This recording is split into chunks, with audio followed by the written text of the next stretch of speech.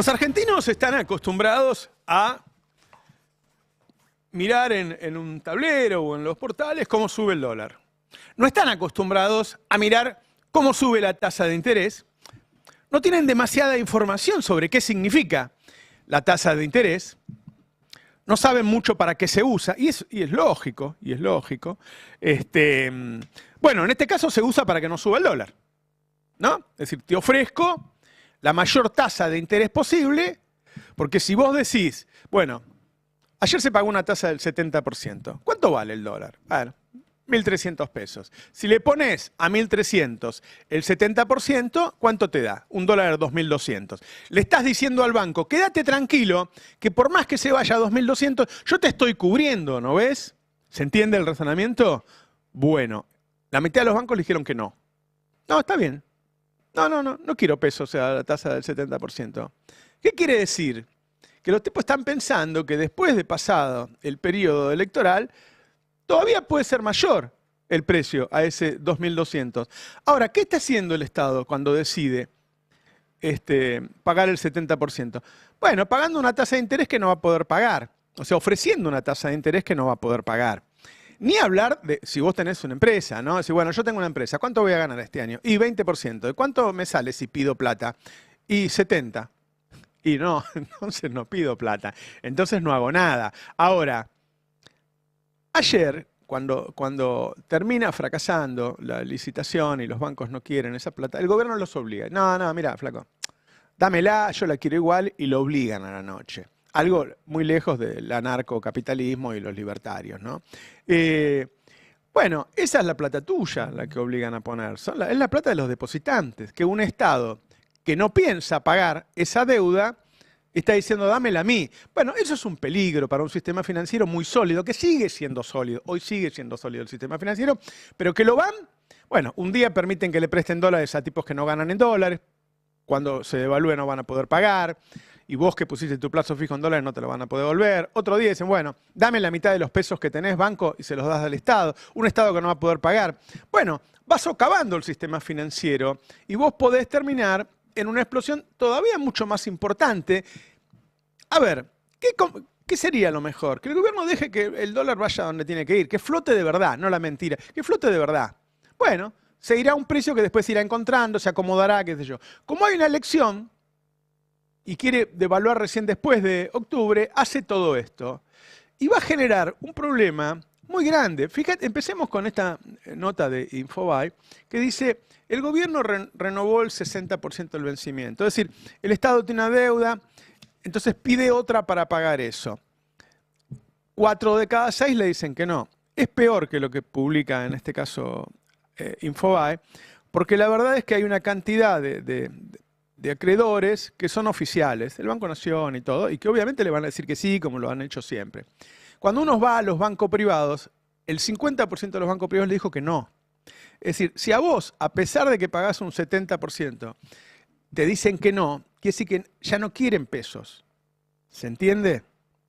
Vamos a esta placa de Buteler, en donde dice, a pesar de agregar 2 instrumentos más a la oferta, es decir, le ofrecieron de todo para que acepten, el 61% de los vencimientos dijo que no, y convalidó una tasa del 70%, 69% dice ahí.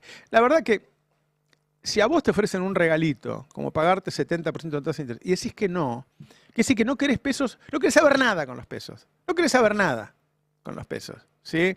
Entonces Buteler después dice, bueno, quedó una cantidad de plata, en el próximo tuit, libre, porque no quisieron renovar, son 5,7 billones de pesos. Esperá que agarro la calculadora que tengo acá al ladito mío, ¿cuánto es 5,7 billones?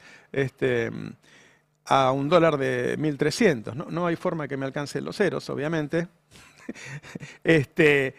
Pero hay una cantidad de plata que ha quedado libre para comprar dólares, para comprar 400 y pico de millones de dólares. Bueno, todos juntos, es un problema, es un problema. Dice Buteler después, dice, Poner el próximo tuit. Dice, cuando tenés que pagar una tasa del 69%, mientras en un mes atrás pagabas 33%, duplicó lo que tiene que pagar, ¿sí? Y lográs solo el 61%, tenés un problema. Es decir, todos están advirtiendo en este momento. Es muy interesante el que sigue, porque es Marul. Marul viene apoyando al gobierno, o sea, está de acuerdo con lo que está haciendo el gobierno. Yo no lo conozco a Marul, pero claramente lo veo todos los días, que está de acuerdo. Y él dice, otro giro de medianoche. Salen a retirar pesos excedentes, sobran pesos al 60% de tasa. ¡Ah! ¿Por qué? Porque los bancos le dijeron que no, pero a la noche el gobierno obligó a que se los dé igual. Bueno, llama la atención que vos obligues a un banco a darte la plata. Acá opina Lady Márquez. Lady Márquez es una influencer libertaria que es medio libre pensadora, ¿no? Cuando no le gusta algo, lo comenta. Y ayer, después de que pasa todo esto, una libertaria, dice, no viene todo bien, salieron mal de un instrumento y ahora están haciendo malabares para salvar la situación. Era más fácil hacerse cargo y decir, me equivoqué. Es largo, pero lo que quiero decir, a donde yo estoy yendo, es que todos los que apoyaron a Milei hasta la semana pasada se están bajando. Ricardo Arriazu era quizás de los economistas más reconocidos del neoliberalismo, recordemos que fue asesor de Martínez de Oz en la última dictadura, quien más apoyo le daba. Entonces, bueno, ellos podían decir, bueno, tengo a Carlos Rodríguez en contra, tengo a Melconian en contra, a Broda, pero no tengo a Arriazu, que para la ortodoxia es un héroe. Y ayer Arriazu cuestionó la flotación del dólar, el fin de un instrumento financiero y elevó la proyección de inflación en casi 10 puntos. En este momento en que ellos están diciendo que el dólar no pasa a precio, él dice, no, vamos a tener 10 puntos más de inflación de lo que se esperaba por la devaluación que hubo. Y tenés que salir de este sistema. ¿A dónde estoy yendo? Ya no le queda a nadie a Caputo, solamente puede ir a hablar a carajo con el gordo Dam, porque no le queda a nadie que convalide lo que está haciendo. Todos le están diciendo, esto que está haciendo es un peligro. No sé si llegás a octubre, pero si llegás a octubre, lo que viene después de octubre es una hecatombe. Porque cuando vos tirás tanto de la soga, bueno, la soga te vuelve con todo como un elástico. Cuando vos tirás tanto de la tasa de interés, después no podés salir de ahí. Este es el problema que está escondido para mucha gente, pero que va a salir a la luz. Mañana, pasado, la 06 se repite mucho, no la pongamos. Pero veamos una de las cosas que esperan después de la elección, que lo publica hoy Clarín, en la 22. Y dice, el gobierno arma el plan para cortes de luz y privatización. Muchachos, hace 2 años que venimos pagando 100.000 pesos por mes de electricidad y me vas a cortar la luz, ¿en serio? Me hubieras avisado, me compraba un generador con la guita que te estoy pagando. ¿Van a seguir cortando la luz? ¿Por qué esto? Bueno, porque el Estado decidió que no controla. Ahora está hablando de cerrar el ATMAT porque según ellos no funciona bien. Bueno, vas a tener un verano con un superdólar trasladado a precios y con cortes de luz. Quiero decir que se va armando un clima complicado para el gobierno después de unas elecciones que no sabemos cómo van a salir, porque si le va mal en septiembre, como dicen las encuestas, bueno, ayer Marul puso también, bueno, si en septiembre le va mal al gobierno, el dólar va a subir, sin ninguna duda. La inflación de ayer, ¿es alta o es baja? 1,9%. Según con que la compares, claro, el recuerdo de la gente es la inflación de la última parte del gobierno de Alberto Fernández. Sigue siendo más alta que la inflación de Cristina. Hay un gráfico después, el 23, de qué está pasando con la inflación. Entonces te muestra, en mayo la inflación fue del 1,5%, en junio fue del 1,6%, en julio es del 1,9% y la estimación más baja para agosto es 2,3%.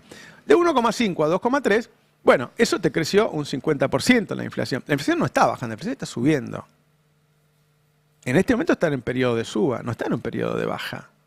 Es decir, todas las tensiones se le van acumulando al gobierno, ¿no? Después te muestra Julia Estrada, bueno, tercer mes seguido de caída de compra, porque después lo comparás con los salarios, con los ingresos de la gente. Claro, Came dijo el otro día que van 4 meses que siguen cayendo el consumo. Claro, si cada vez la gente gana menos, cada vez cae más el consumo. Ayer, ahí en el 20, hay una jubilada que dice, mira, yo pagué todo y me quedan 10.000 pesos. Ponela. Contanos tu caso. Bueno, mi caso es, el viernes cobré y fui a pagar el sábado todo lo que tengo que pagar, kilo, ¿sí? Y me quedé con 10.000 pesos. 10.000 pesos, decir que no tomo mucho remedio, que los consigo en el hospital. Pero 10.000 pesos me quedé, no me dio para más. ¿Vos cobras la mínima, La Mabel? mínima. Sí. ¿Cómo se para vivir? Y mirá, voy a 100 barrios porteños y me dan una cajita con aceite, azúcar, bueno, fideo, arroz, polenta. No me queda otra. No, a mi edad ya no me dan laburo. ¿Me entendés? Soy enfermera. Bueno, no sé qué va a hacer con 10.000 pesos la señora. Pero yo me imagino que en la mayoría de los casos debe ser así. Obviamente todo eso va aumentando el nivel de conflicto. Hay un paro total de camioneros en Vaca Muerta. Poner la placa y después ponemos el paño.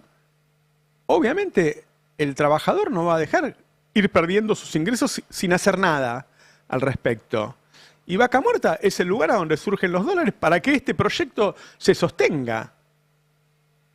Entonces, hay un enrarecimiento del clima general, un deterioro del clima general económico que se va trasladando a la política, que por más que por ahora sostengan el precio del dólar y que la inflación se vaya del 1,5 al 2,3 y no al 5, al 6, el deterioro está igual. Digo, ayer cerró un Easy, que es donde vos vas a comprar, qué sé yo, un serrucho, un clavo, esas maderas y te armás vos las cosas. Es muy argentino el Easy, ¿no? Siempre los veía llenos yo. Pues ponelo, el Easy. Y están los trabajadores ahí porque cerró.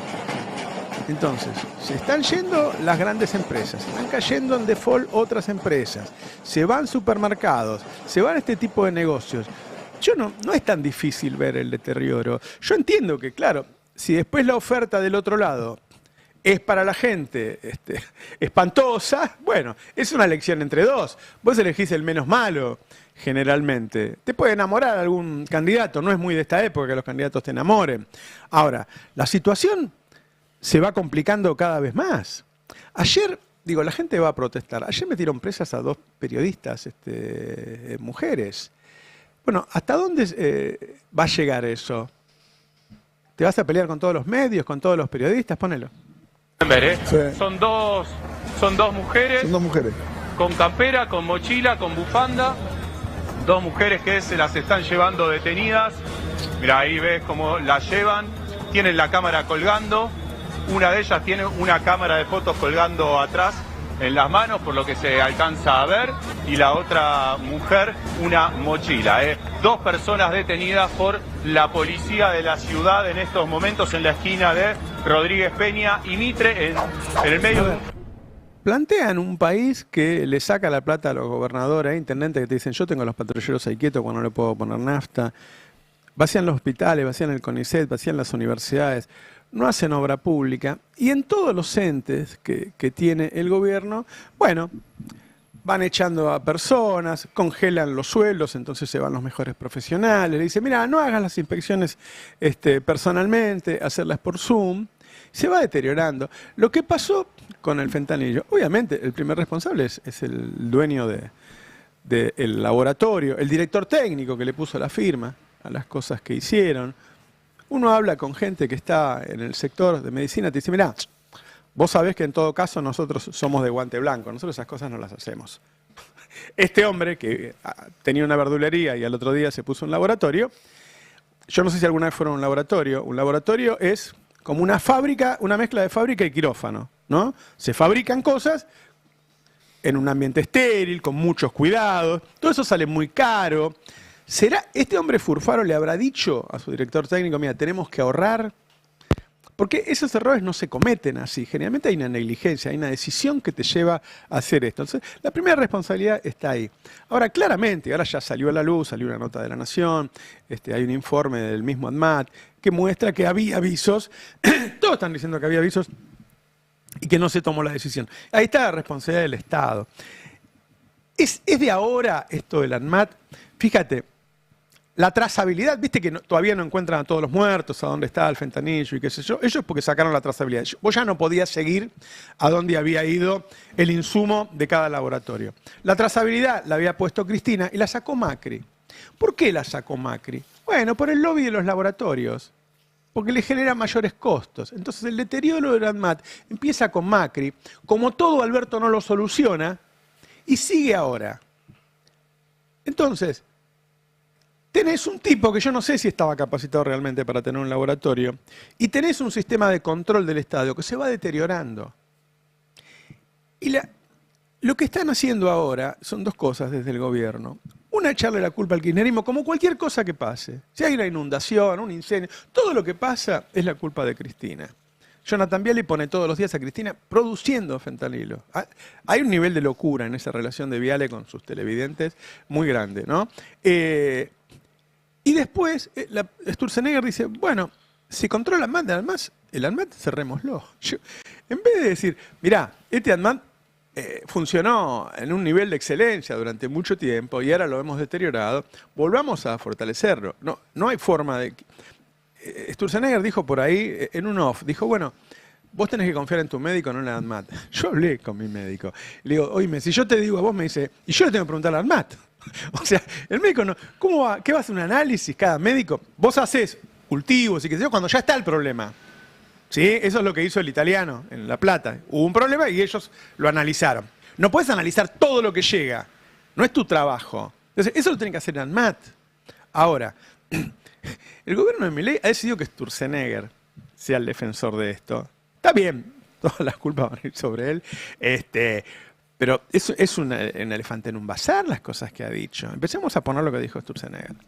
Voy a lo general. ¿Qué pensás del tema fentanilo?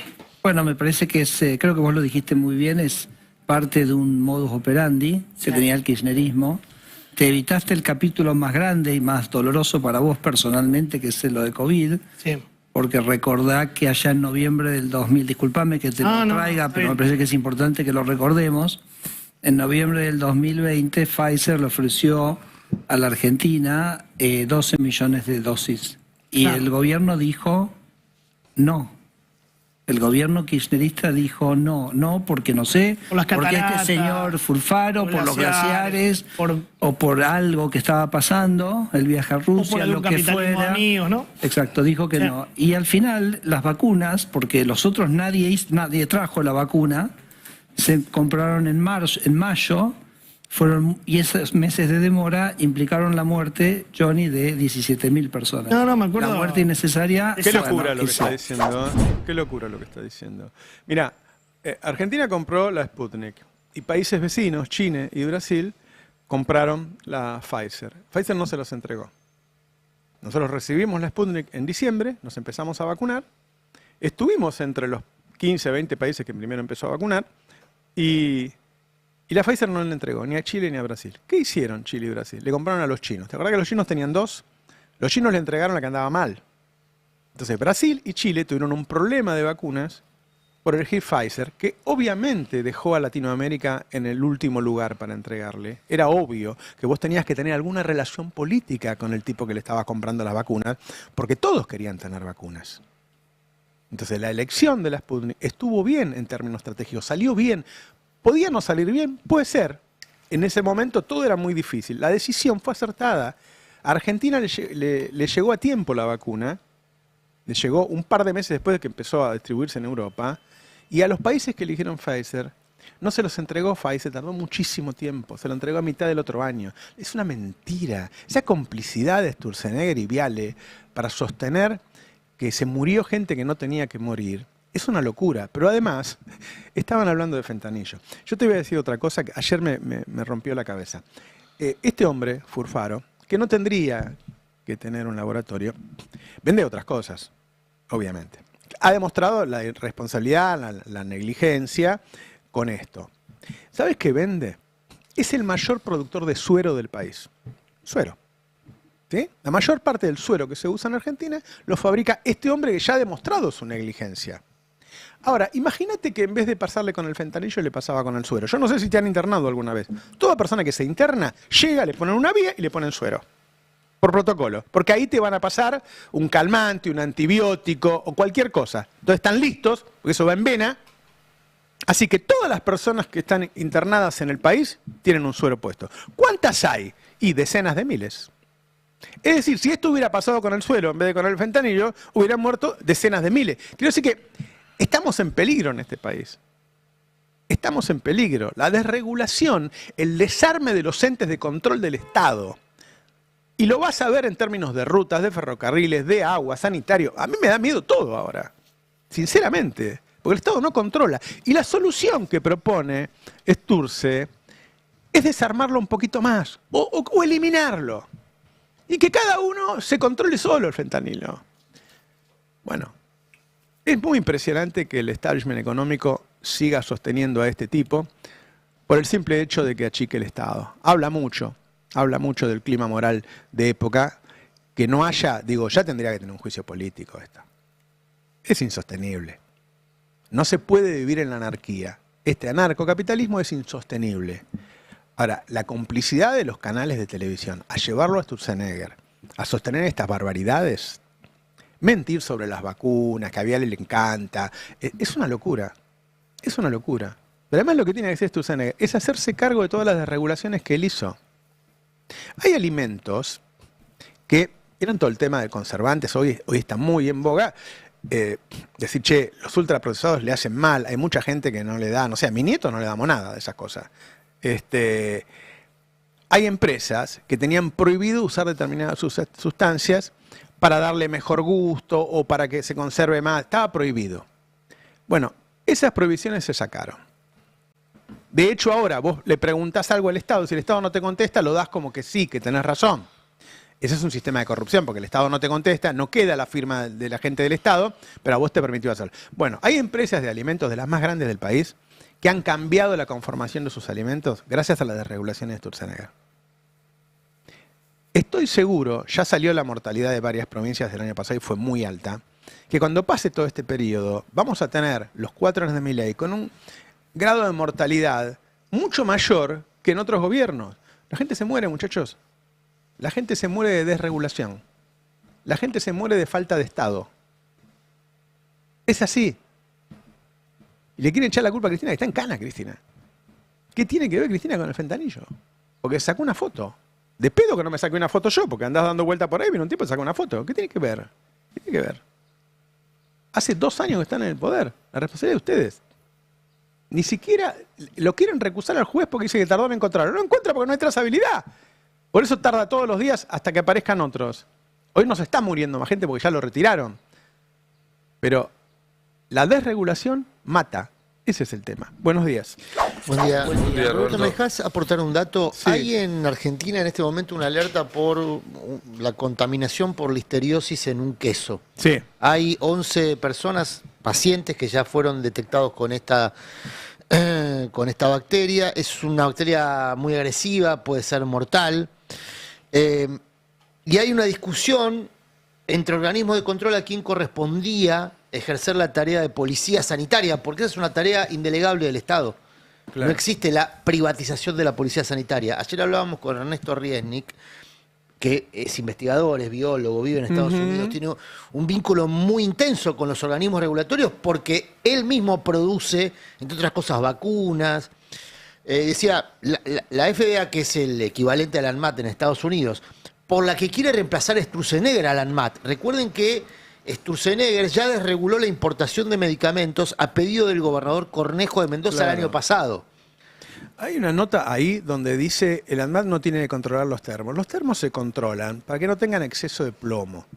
De hecho hubo perdón, Roberto. Sí. De hecho, justo estaba mirando eso. En enero del 2024, la ANMAT retiró del mercado 60.000 bombillas de la marca esta famosa del Ahora, Sturzenegger en esos canales de televisión dice cualquier cosa. Dice cualquier cosa. ¿Para qué vamos a perder tiempo en controlar termos? Por eso. Pero ¿vos te acordás, Roberto, que hace varios años en la administración de Macri se había viralizado un video de Sturzenegger en una charla diciendo, vos vas a los medios y decís cualquier cosa, después haces lo que tenés que hacer, no importa lo que les digas, vos decís lo que tengas que decir para dejarlos contentos. Bueno, estamos viendo ese modus operandi. Ahora, el tema es que un tipo, que salió en un video diciendo eso, haya sido 2 veces más funcionario después de haber salido ese video. No, ese es un punto central, la impunidad de Sturzenegger, que permite que se repita el latrocinio protagonizado por Sturzenegger, entre otros. Ahora, el tema es, Yo menciono lo del queso. En el Destape todos los días publicamos las resoluciones de todos los días, porque todos los días hay resoluciones de organismos regulatorios que retiran del mercado lotes de mercadería. Claro. Entonces, ¿qué es lo que hay que entender acá? Que como es una función indelegable del Estado, si el Estado se retira porque la ANMAT es vaciada u otros organismos que ejercen de policía sanitaria se retiran, el sector privado no solamente no va a cumplir esa función, sino que probablemente aprovechará ese vacío para contaminar más, para enfermar más, porque para eso se crearon estos organismos regulatorios. Hay que volver, lamentablemente, a explicar lo básico. Así es. La ANMAT ¿Entendés? se creó estamos con explicando, perdón, quiero propóleo. cerrar con esto, porque Sturzenegger sale a celebrar, como si fuese una posición ideológica, que el retiro del Estado es positivo para el desarrollo de las economías. Y hay gente que compra ese argumento. Hay gente que efectivamente ideológicamente está convencida que es bueno que el oso invada la ciudad, parafraseando la experiencia libertaria que se hizo en Estados Unidos. ¿Existió o es leyenda eso? No existió. Contáselo al público, por favor. Hay un ensayo que hizo un grupo de libertarios en un pueblo de Estados Unidos, muy bien narrado en un libro justamente donde cuenta toda esta experiencia, donde un grupo de libertarios empezaron a desmontar el Estado, con esta idea de que el Estado perjudica el desarrollo de la economía. Claro, al desmontar el Estado, es un pueblo rodeado de osos, los osos percibieron que tenían libre acceso. Nadie recogía la basura, Claro. entonces de noche los osos iban a comer la basura. Cuando iban todas las noches y no había una reacción del Estado, empezaron a quedar. Bueno, empieza a pasar que todo lo que estaba dispuesto por el Estado para controlar a los osos, por ejemplo, el patrullero, la policía, como tenía que pagarse la luz, la policía se tenía que pagar la luz a sí Claro, misma. se había privatizado. Porque el pueblo ha dicho, nosotros no tenemos por qué financiar la seguridad. Ojo, Sturzenegger quiere privatizar la policía, Claro. lo ha dicho. Entonces la policía vende la rueda de los autos Claro. para poder pagar la luz. Claro. Entonces estaba el móvil, pero no tenía ruedas. Claro. Ahora, perdón, ¿cómo termina el cuento? Spoilémoslo, total. Sí. Ya pasó. Estamos viviendo en la remake. Estamos viviendo la escala. Acá viven 47 millones de personas. Termina con que un oso se come un turista. Y ahí es donde se desmonta el experimento. Es lo que tienen los osos, ¿no? Claro. ¿El oso vendría a ser Sturzenegger? No, el oso es El oso es el empresario, fentanilo ahora, ¿no? es el fentanilo, es el empresario que con zona liberada va a aprovechar las circunstancias, se va a comer la basura, Eso iba a decir, acá hay se va a osos de sentar a guante comer el blanco. desayuno y después se va a comer un turista. A esta escala lo que aparecen son los osos de guante blanco. Claro. ¿no? Claro, Los claro. osos que no dan la cara, que no Lo que ponen el dicen los nombre. laboratorios que hablan de Furfaro, dicen, nosotros somos guante blanco, no somos unos bestias como No. este que sale a matar gente. El oso estaba maestrado. El oso estaba maestrado. El tema es, ¿por qué es importante? Porque lo de Sturzenegger no es una posición ideológica. Sturzenegger viste de posición ideológica, como Toto Caputo visten de posición ideológica negocios particulares. ¿Por qué? Porque Milei sí efectivamente, como tiene un componente mesiánico muy activo, considera que todo esto es una cruzada. Entonces le hacen creer que efectivamente el costo que se vaya a pagar es necesario en función de esa cruzada. Pero detrás hay negocios concretos. Claro. Sturzenegger es un lobista. Lo discutimos acá, ¿se acuerdan? Con Alfredo, cuando discutíamos qué negocios representa cada uno. Sturzenegger lleva años representando el negocio de la importación. No de la importación de fentanilo, de la importación en general, porque hay un negocio de la importación. Más allá de lo que se importe. Puede ser producto de todo por 2 pesos o fentanilo. Pero él trabaja para ese lobby importador. Por eso desmontar el aparato productivo de la Argentina es funcional a ese lobby importador. Claro. Porque en algún momento los productos se tienen que obtener y se importan. Ese es el negocio particular de Sturzenegger. Ahora, está vendido como una posición ideológica. Entonces Sí. va Sturzenegger y le dice, no sé, a Johnny Viale, a quien sea, no, acá la ANMAT está probado que no funciona, hay que cerrarla. Hay que regirse por la FDA. Total, la FDA ya controla. ¿Y qué nos decía Resnick ayer? No, la FDA no controla el lote contaminado Claro, de Argentina. Claro. Controla un producto. Te dice, este producto... así, claro. Autoriza un medicamento. Claro. Pero lo que hace la ANMAT, y esto es muy importante entenderlo, lo que hace la ANMAT, y no lo puede hacer ningún otro organismo, es de eso que está aprobado, ese medicamento, ir controlando que Cada tanto va a una lote- muestra y lo controla, Exactamente. claro. Eso no lo va a hacer nadie del Mira, mundo. para poner un ejemplo concreto que pasó, hay una partida de unas golosinas que en Brasil estaban aprobadas, se detectó que esa partida en particular había que retirarla de los negocios y se retiró, y todo lo que retiraron de Brasil lo trajeron para acá. Porque claro, el producto está aprobado. El producto está aprobado. Lo que no hay es un control para que cada partida tenga efectivamente lo que dice que tiene y no tenga ningún tipo de contaminación, adulteración o algo con diferente. este sistema vamos a ser el basurero del mundo. Diego, vos estuviste con el tema del fentanilo.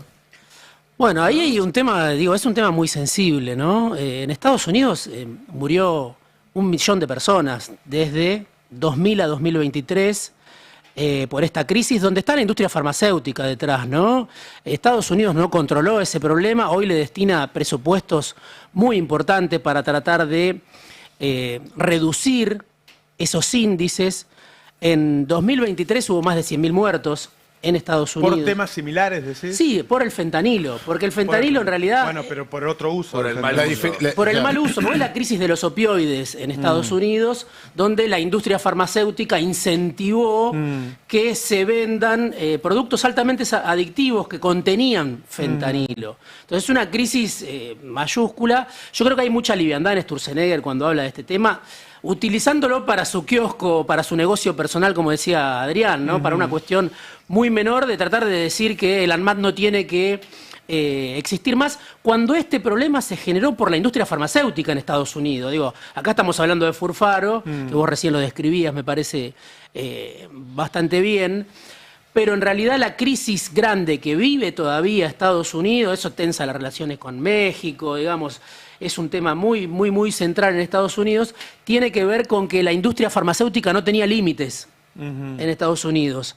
Y en realidad, cuando uno escucha a Sturzenegger, lo que está pensando o está deslizando es que acá también no tienen que tener límites, porque para eso está el ANMAT, para controlar. Claro.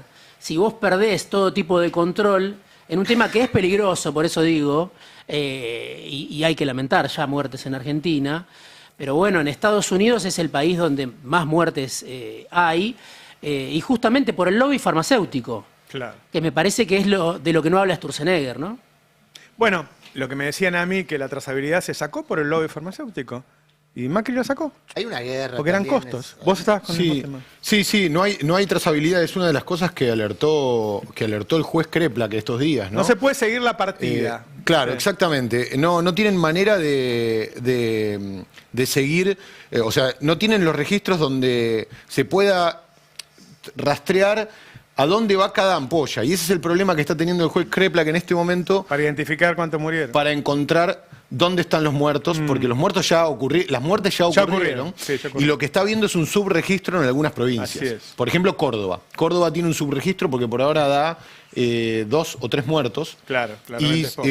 claro, la colega Irene Hartman de Clarín hizo todo un cálculo muy interesante respecto de cuántas muertes se producen por tantas ampollas. Entonces el cálculo es que cada 322 ampollas hay una muerte. Eso es el trabajo que está haciendo Kreplak, de ir calculando más o menos para estimar cuántas muertes hay en cada distrito. Por eso se cree que hay más muertes de las que todavía están registradas, y por eso van apareciendo de a 20 muertes. Claro. Pasamos del fin de semana, que Kreplak lo anunció en Radio con Voz, creo que fue 70 y pico de muertes, a 96 muertes ayer. Eso va apareciendo. Faltan los registros de Córdoba, se calcula que podría haber 30 o 40 muertes más en Córdoba, ¿no? Hay particularmente una clínica que no le dio bola a las muertes ocasionadas por bacterias de manera misteriosa, que es lo que ocurrió acá. Esa es la salvedad que habría que hacer con lo que contaba Dieguito recién respecto de la crisis del fentanilo que hay en Estados Unidos o en Canadá, donde tiene que ver con un consumo problemático. Acá para que quede claro, lo que pasó con el fentanilo es que se contaminó con 2 bacterias. Las famosas bacterias intrahospitalarias, ¿no? Todas las personas, hay un montón de personas que mueren o están al borde de la muerte en los hospitales. Uno se entera, ¿qué le pasó? Si estaba bien, estaba fuera de peligro, una bacteria. Bueno, este es exactamente el caso, ¿no? 2 bacterias que se introdujeron en este fentanilo, donde vos bien decías en tu editorial, había habido advertencias de ANMAT en noviembre, en diciembre del año pasado y en febrero de este año, donde la ANMAT, tenemos ahí, si lo queremos repasar, tenemos el documento, si no, no importa, porque es básicamente el documento de la ANMAT firmado por la directora técnica, por la directora nacional, perdón, Gabriela Fumado. Ahí está, lo podemos ver, febrero de este año, donde se indica que el laboratorio tenía deficiencias significativas clasificadas como críticas y mayores en la gestión del sistema de calidad farmacéutico. Es decir, podemos inferir que si bien la ANMAT no sabía a febrero de este año que el fentanilo estaba contaminado, sí ya había detectado, por lo menos en el laboratorio Ramallo, que estaban haciendo las cosas mal, ¿no? Y todo esto terminó así. Yo me quería quedar, ahora vamos a repasar algunos videos si querés, pero quería hacer como un comentario, porque este es un gobierno que supuestamente se muestra muy preocupado por el combate al narcotráfico, es uno de los discursos de... Me parece que entender lo que pasa con el narcotráfico, que es un mercado totalmente desregulado, puede explicar lo que puede pasar con el resto de las drogas de consumo legal. Claro. Entonces acá hay una contradicción, que después podemos hilar fino, no es el momento de hilar fino con Expert, de hilar fino con Fred Machado, de hilar fino con quién es el abogado de Milei, que es el mismo abogado de Fred Machado, las avionetas que aparecen prendidas a fuego en Pergamino. Fred Machado es el narco. Fred Machado es una persona, un abogado argentino sospechado de narco que tiene pedido de extradición de Estados Unidos por esta sospecha, que está con prisión domiciliaria en Viedma. Financió la campaña 2019 de Expert. Financió la campaña 2021 okay. Me parece de Expert, o 2019, viajó en su avión, etcétera.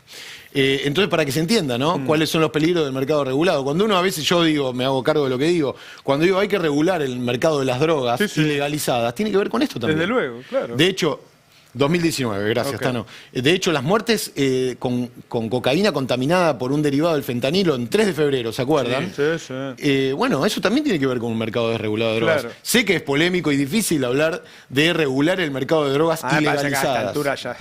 Bueno, cuando fue ese caso, es cavernícola no aceptar eso. Bueno, el presidente Petro de Colombia lo sostiene, ¿no? Y es muy criticado. Fue el caso que vos comentás recién, se armó mucho el lío porque Berni, que era ministro de Seguridad de la provincia de Buenos Aires, dijo: a los que hayan comprado eso, tírenlo.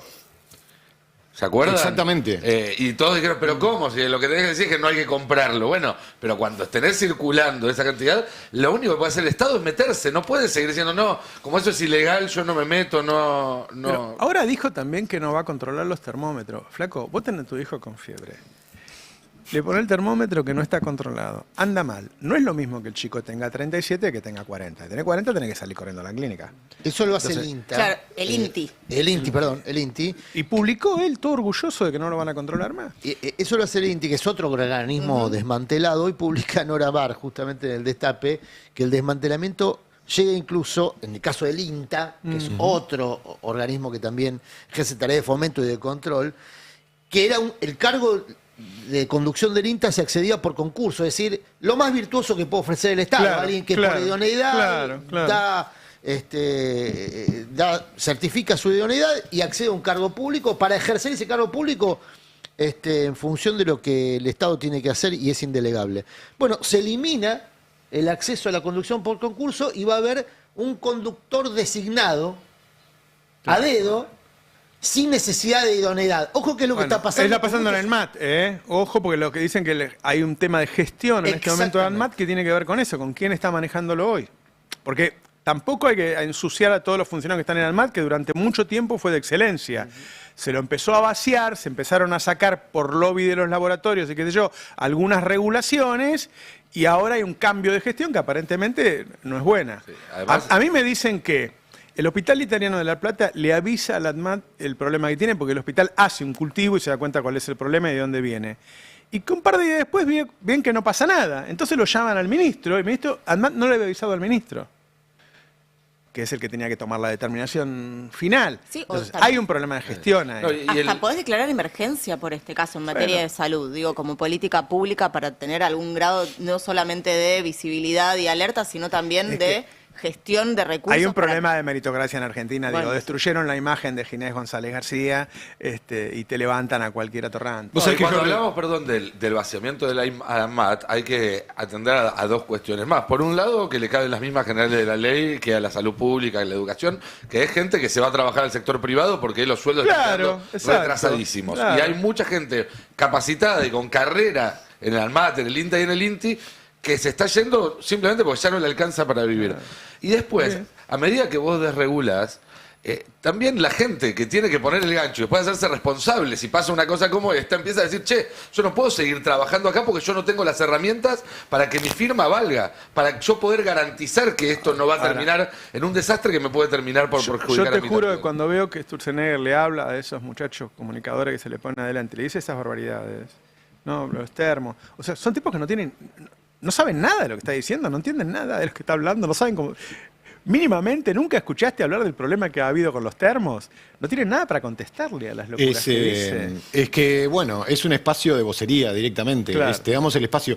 ¿Querés repasar un poco Dale. lo que dijo, las barbaridades que fue diciendo Sturzenegger en las últimas horas? Porque Sí. también da la pauta de que quizás, no tengo el dato, por ahí Johnny en algún momento nos lo cuenta, pero me parece que lo retaron. Porque Sturzenegger empezó diciendo que sin ANMAT uno se hubiera cuidado mejor. Es el tape 04, compañeros. Esto es de hace unos días, ya lo hemos escuchado, pero me parece que vale la pena en este contexto repasarlo. Sturzenegger, de alguna manera, diciendo que no, ANMAT no sirve para nada. Es que te voy a decir es, tomámelo como una reflexión, ¿ok? Sí. No digo, no me lo descontextualices ni nada. Es una reflexión. Yo Tranquilo. tengo un ANMAT. El ANMAT me dice, yo voy a cuidar Vos los fumá. medicamentos. No me ibas a hacer una Bueno, otra falló. Está claro que falló el Falló proceso. con el fentanilo. Falló.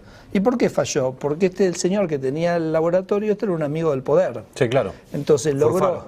logró que el poder le permitiera hacer esto. Entonces digo, el ANMAT me desprotegió. Porque al decirme que me protegía sin protegerme, me desprotegió. Sí, claro. Revisaba termos y no los medicamentos con fentanilo No. podrido. Claro, pero me decía que el fentanilo lo revisaba. Y Entonces, no lo ¿yo qué hago? Si a mí me dice que el ANMAT me revisa el fentanilo, ¿vos qué haces? ¿Confías? Confías. Claro. Entonces digo, imagínate por un momento, no estoy diciendo que no esté el ANMAT, pero suponete que el ANMAT no hubiera estado. Y yo entonces tengo que hablar con mi médico, decir, che, ¿qué remedio vamos a hacer? Vamos a tomar uno de un laboratorio que sea... ¿Me entendés? Me hubiera cuidado mejor. Claro. Yo le dije eso a mi médico, se lo pasé. Y me dijo, ¿y yo qué hago? Le pregunto al ANMAT. Claro. Pero además, no es ¿Qué que... cree que me ponga a revisar el fentanillo? Yo... Pero no es que si la ANMAT no encontró el fentanilo contaminado, no sirve la ANMAT. Hay que cambiar a las autoridades. Claro. No, me parece medio básico. Pero además, Perdón, no quiero sonar básico, pero es bastante elemental. Creo que lo decíamos ayer, la lógica de Sturzenegger termina volviendo a la época medieval. Tenés que contratar a alguien para que pruebe todo antes de ponértelo vos. Además. una ¿No? cosa de loco. Sería la única forma de resolver de forma privada una cosa así. Yo decía que me da la sensación de que algo pasó con este video de Sturzenegger, porque ayer fue a hablar a lo de Johnny Viale, Sí, sí. a tener la pista libre para decir lo que quiera, sin repreguntas.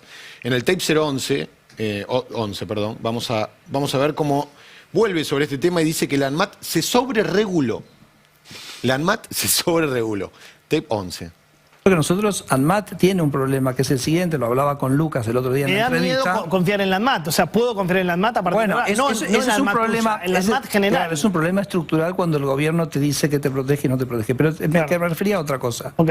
El ANMAT, porque vos sabés que Argentina en los últimos 20 años, como se sobrereguló, el propio ANMAT también se sobrereguló. Y se reguló con cosas que realmente no ameritan un control. El ejemplo que yo doy siempre es que tenemos profesionales del ANMAT, profesionales idóneos, chequeando si es idóneo para la venta al consumo un termo Stanley, ¿me entendés? Y chequeando envases. Entonces digo, no, tenemos profesionales. Está bien eso. Entonces yo digo, es esa desregulación que nosotros hemos hecho, que entre paréntesis te comento, es toda posterior a este evento, digo, digamos, porque alguna gente estaba haciendo una cosa totalmente posterior a este evento, me parece que tenemos que seguir liberando al ANMAT de tareas inútiles y que no generan ningún valor, Pero acá sí. para que el ANMAT se concentre en las dos cosas que sí tiene que concentrarse, que son alimentos y medicamentos.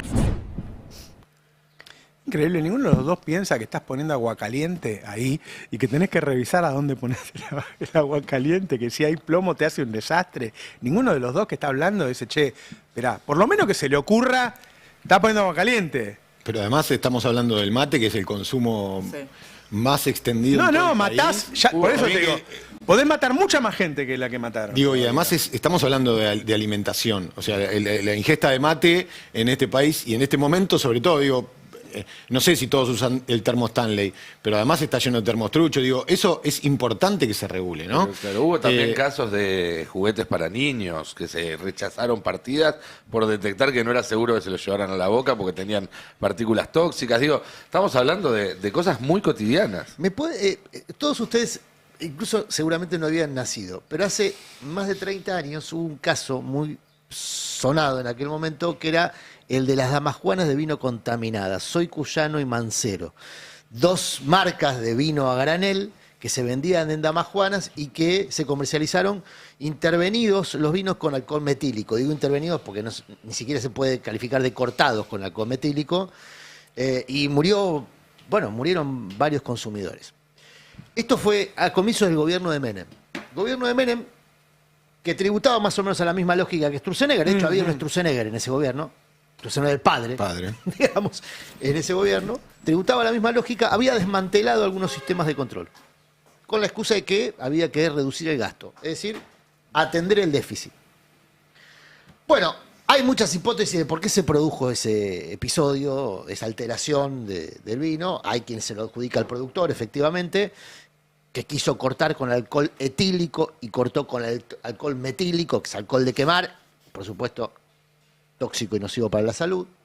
Hay quien se lo adjudicó a un proveedor porque el señor dueño de esas marcas de vino no era buen pagador, entonces en el plan de hacerle un daño terminaron matando gente.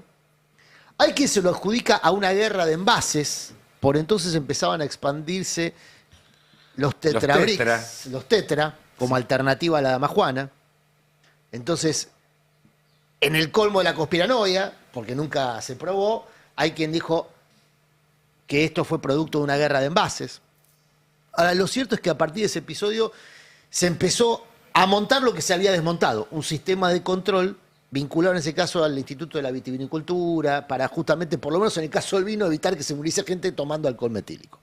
Claro, en el medio la gente ya había muerto. Y se pagó un costo político módico respecto al daño por haber desmontado un sistema de control. Bueno, hoy está en curso lo mismo. Es producto de un país que en general tiene un problema con la memoria, por eso es necesario cultivarla, por eso el camino de memoria, verdad y justicia en materia de derechos humanos es fundamental sostenerlo en el tiempo, porque con los problemas de memoria que tiene la Argentina, está repitiendo la misma historia. Menem, por el lobby de los ganaderos, sacó la obligación de vacunarse contra la lactosa. Y después se perdió cualquier cantidad de exportaciones. Son todos lobbies para que cada uno de los sectores lo pide para bajar sus costos. Ahora, Sturzenegger, ¿en nombre de quién habla? Porque ya no es más ministro, en teoría, según dice Johnny. Siempre que... Sí, nominalmente es ministro. Tiene su sueldo, tiene su cargo, lo que no tiene son tareas. O sea, no tiene función hoy. Aparentemente. Bueno, la función es esta, ir a ¿no? los medios. Claro. No, es desmontar el Estado. La función de Sturzenegger es desmontar el Estado. Más allá de los deseos mesiánicos de Milei, son deseos muy concretos. La Argentina está llena de ejemplos de lobbies particulares que terminan generando políticas públicas muchas veces nocivas, mortales, por como lo en que, este caso. Por lo que se comenta en Casa Rosada, otra de las funciones que está teniendo Sturzenegger es trabajar para quedarse con cargos de compañeros del gabinete. Claro. Ante la falta, digamos, de facultades delegadas y demás, está ahí en su oficina esperando que se vacíe otra para ocupar. Ojo que la gira esta tiene que ver con el cierre de listas del domingo. Hay gente que todavía lo está testeando a Sturzenegger como eventual candidato en la Ciudad de Buenos Aires. Sturzenegger Vial es la fórmula. No des ideas. La crueldad del poder. No des ideas. ¿Quieren escuchar un familiar? Porque estamos... Ya le dijo, bueno, los kirchneristas son todos drogones, le gusta el tema de la droga. Mezcló todo. Sí, bueno, Trebuch también. ¿Lo escucharon a Trebuch echándole directamente? Es muy cortito. El tape 03, si lo tienen, lo ponemos. Al kirchnerismo, directamente todo esto es culpa del kirchnerismo. Total, es fácil así sintetizarlo. Esta gente grita por todo. Yo acá lo sacaría Massa, pero tampoco ha hablado. Massa no habla de nada últimamente, así lo sacaría. Cristina no dice nada del fentanilo. Kicillof no dice nada del fentanilo. Nada, absolutamente nada. Me quiero detener un minuto en esto. ¿Qué tiene que ver Kicillof con el fentanilo? Cristina. Cristina que está detenida en su casa. ¿Y a todo esto Milei dijo algo del fentanilo? No. ¿Por qué le está reclamando a Cristina y a Kicillof lo que no le reclama al presidente o al ministro de Ni Salud? siquiera dijo nada. Francos tampoco creo que. Francos dijo algo ayer y le echó también la culpa al kirchnerismo. Pero digo, ni siquiera salieron a hablar para solidarizarse con las familias, ¿no? No. Ni siquiera fue un mensaje de humanidad, ni de él, ni del ministro Lugones, ni de nadie. El ministro Lugones avala que Sturzenegger esté. Y yo creo que se lleva la marca Sturzenegger, ¿no? Claro. Estamos hablando más de él. Y sí. Se lleva la marca. Según hay gente del gobierno que defiende a Lugones, que te dice, acá todo lo que decidió Sturzenegger en todas las áreas está avalado por Milei. Como diciendo, el ajuste que se hizo en todas las áreas lo hizo Sturzenegger, avalado por Milei. En algún momento Sturzenegger y Lugones trabajaban juntos en el edificio de Shell. El Ministerio de Regulación, trabajaron juntos algunos temas. En este momento no sé si están trabajando juntos. Yo tampoco sé exactamente realmente cuánta gente se echó, cómo se achicó el ADMAT. Sé que hay un deterioro que no empieza ahora del ADMAT, que no es algo que empezó ahora. Sí. Sigo con un familiar. El tape 06 para los compañeros es David Ayala, hermano de Leonel, víctima, una de las víctimas, de las por ahora casi 100 víctimas. Pidió que las clínicas salgan a hablar y que expliquen lo que pasó y que investiguen lo que pasó. Y también le echa la culpa de la situación a la Agencia Nacional de Medicamentos. Valoramos mucho lo que hizo el director de la clínica de Córdoba porque él, a pesar de la mala publicidad, salió a hablar, pero hay muchas otras instituciones, de hecho lo comenta el juez Kreplak en la nota que dio el 7 de agosto, que hay muchas instituciones que no brindaron aún la información, o por miedo a la mala publicidad, o porque no la tienen. Y es muy difícil seguir sistemáticamente la trazabilidad del medicamento. Por lo tanto, nosotros solicitamos a todas las instituciones médicas, sí, hospitales, clínicas, que salgan y a hablar. Nosotros estamos completamente seguros, ¿no? La culpabilidad del laboratorio Ramallo y HLB Pharma, pero acá hay un principal responsable que es la ADMAT. La ADMAT tenía un solo trabajo, que es el gran trabajo de cuidar, ¿sí?, la responsabilidad de cuidar la salud pública. Esto fue una masacre, más de 68 personas muertas, producto del fentanilo. Y esto se podría haber evitado. Por supuesto.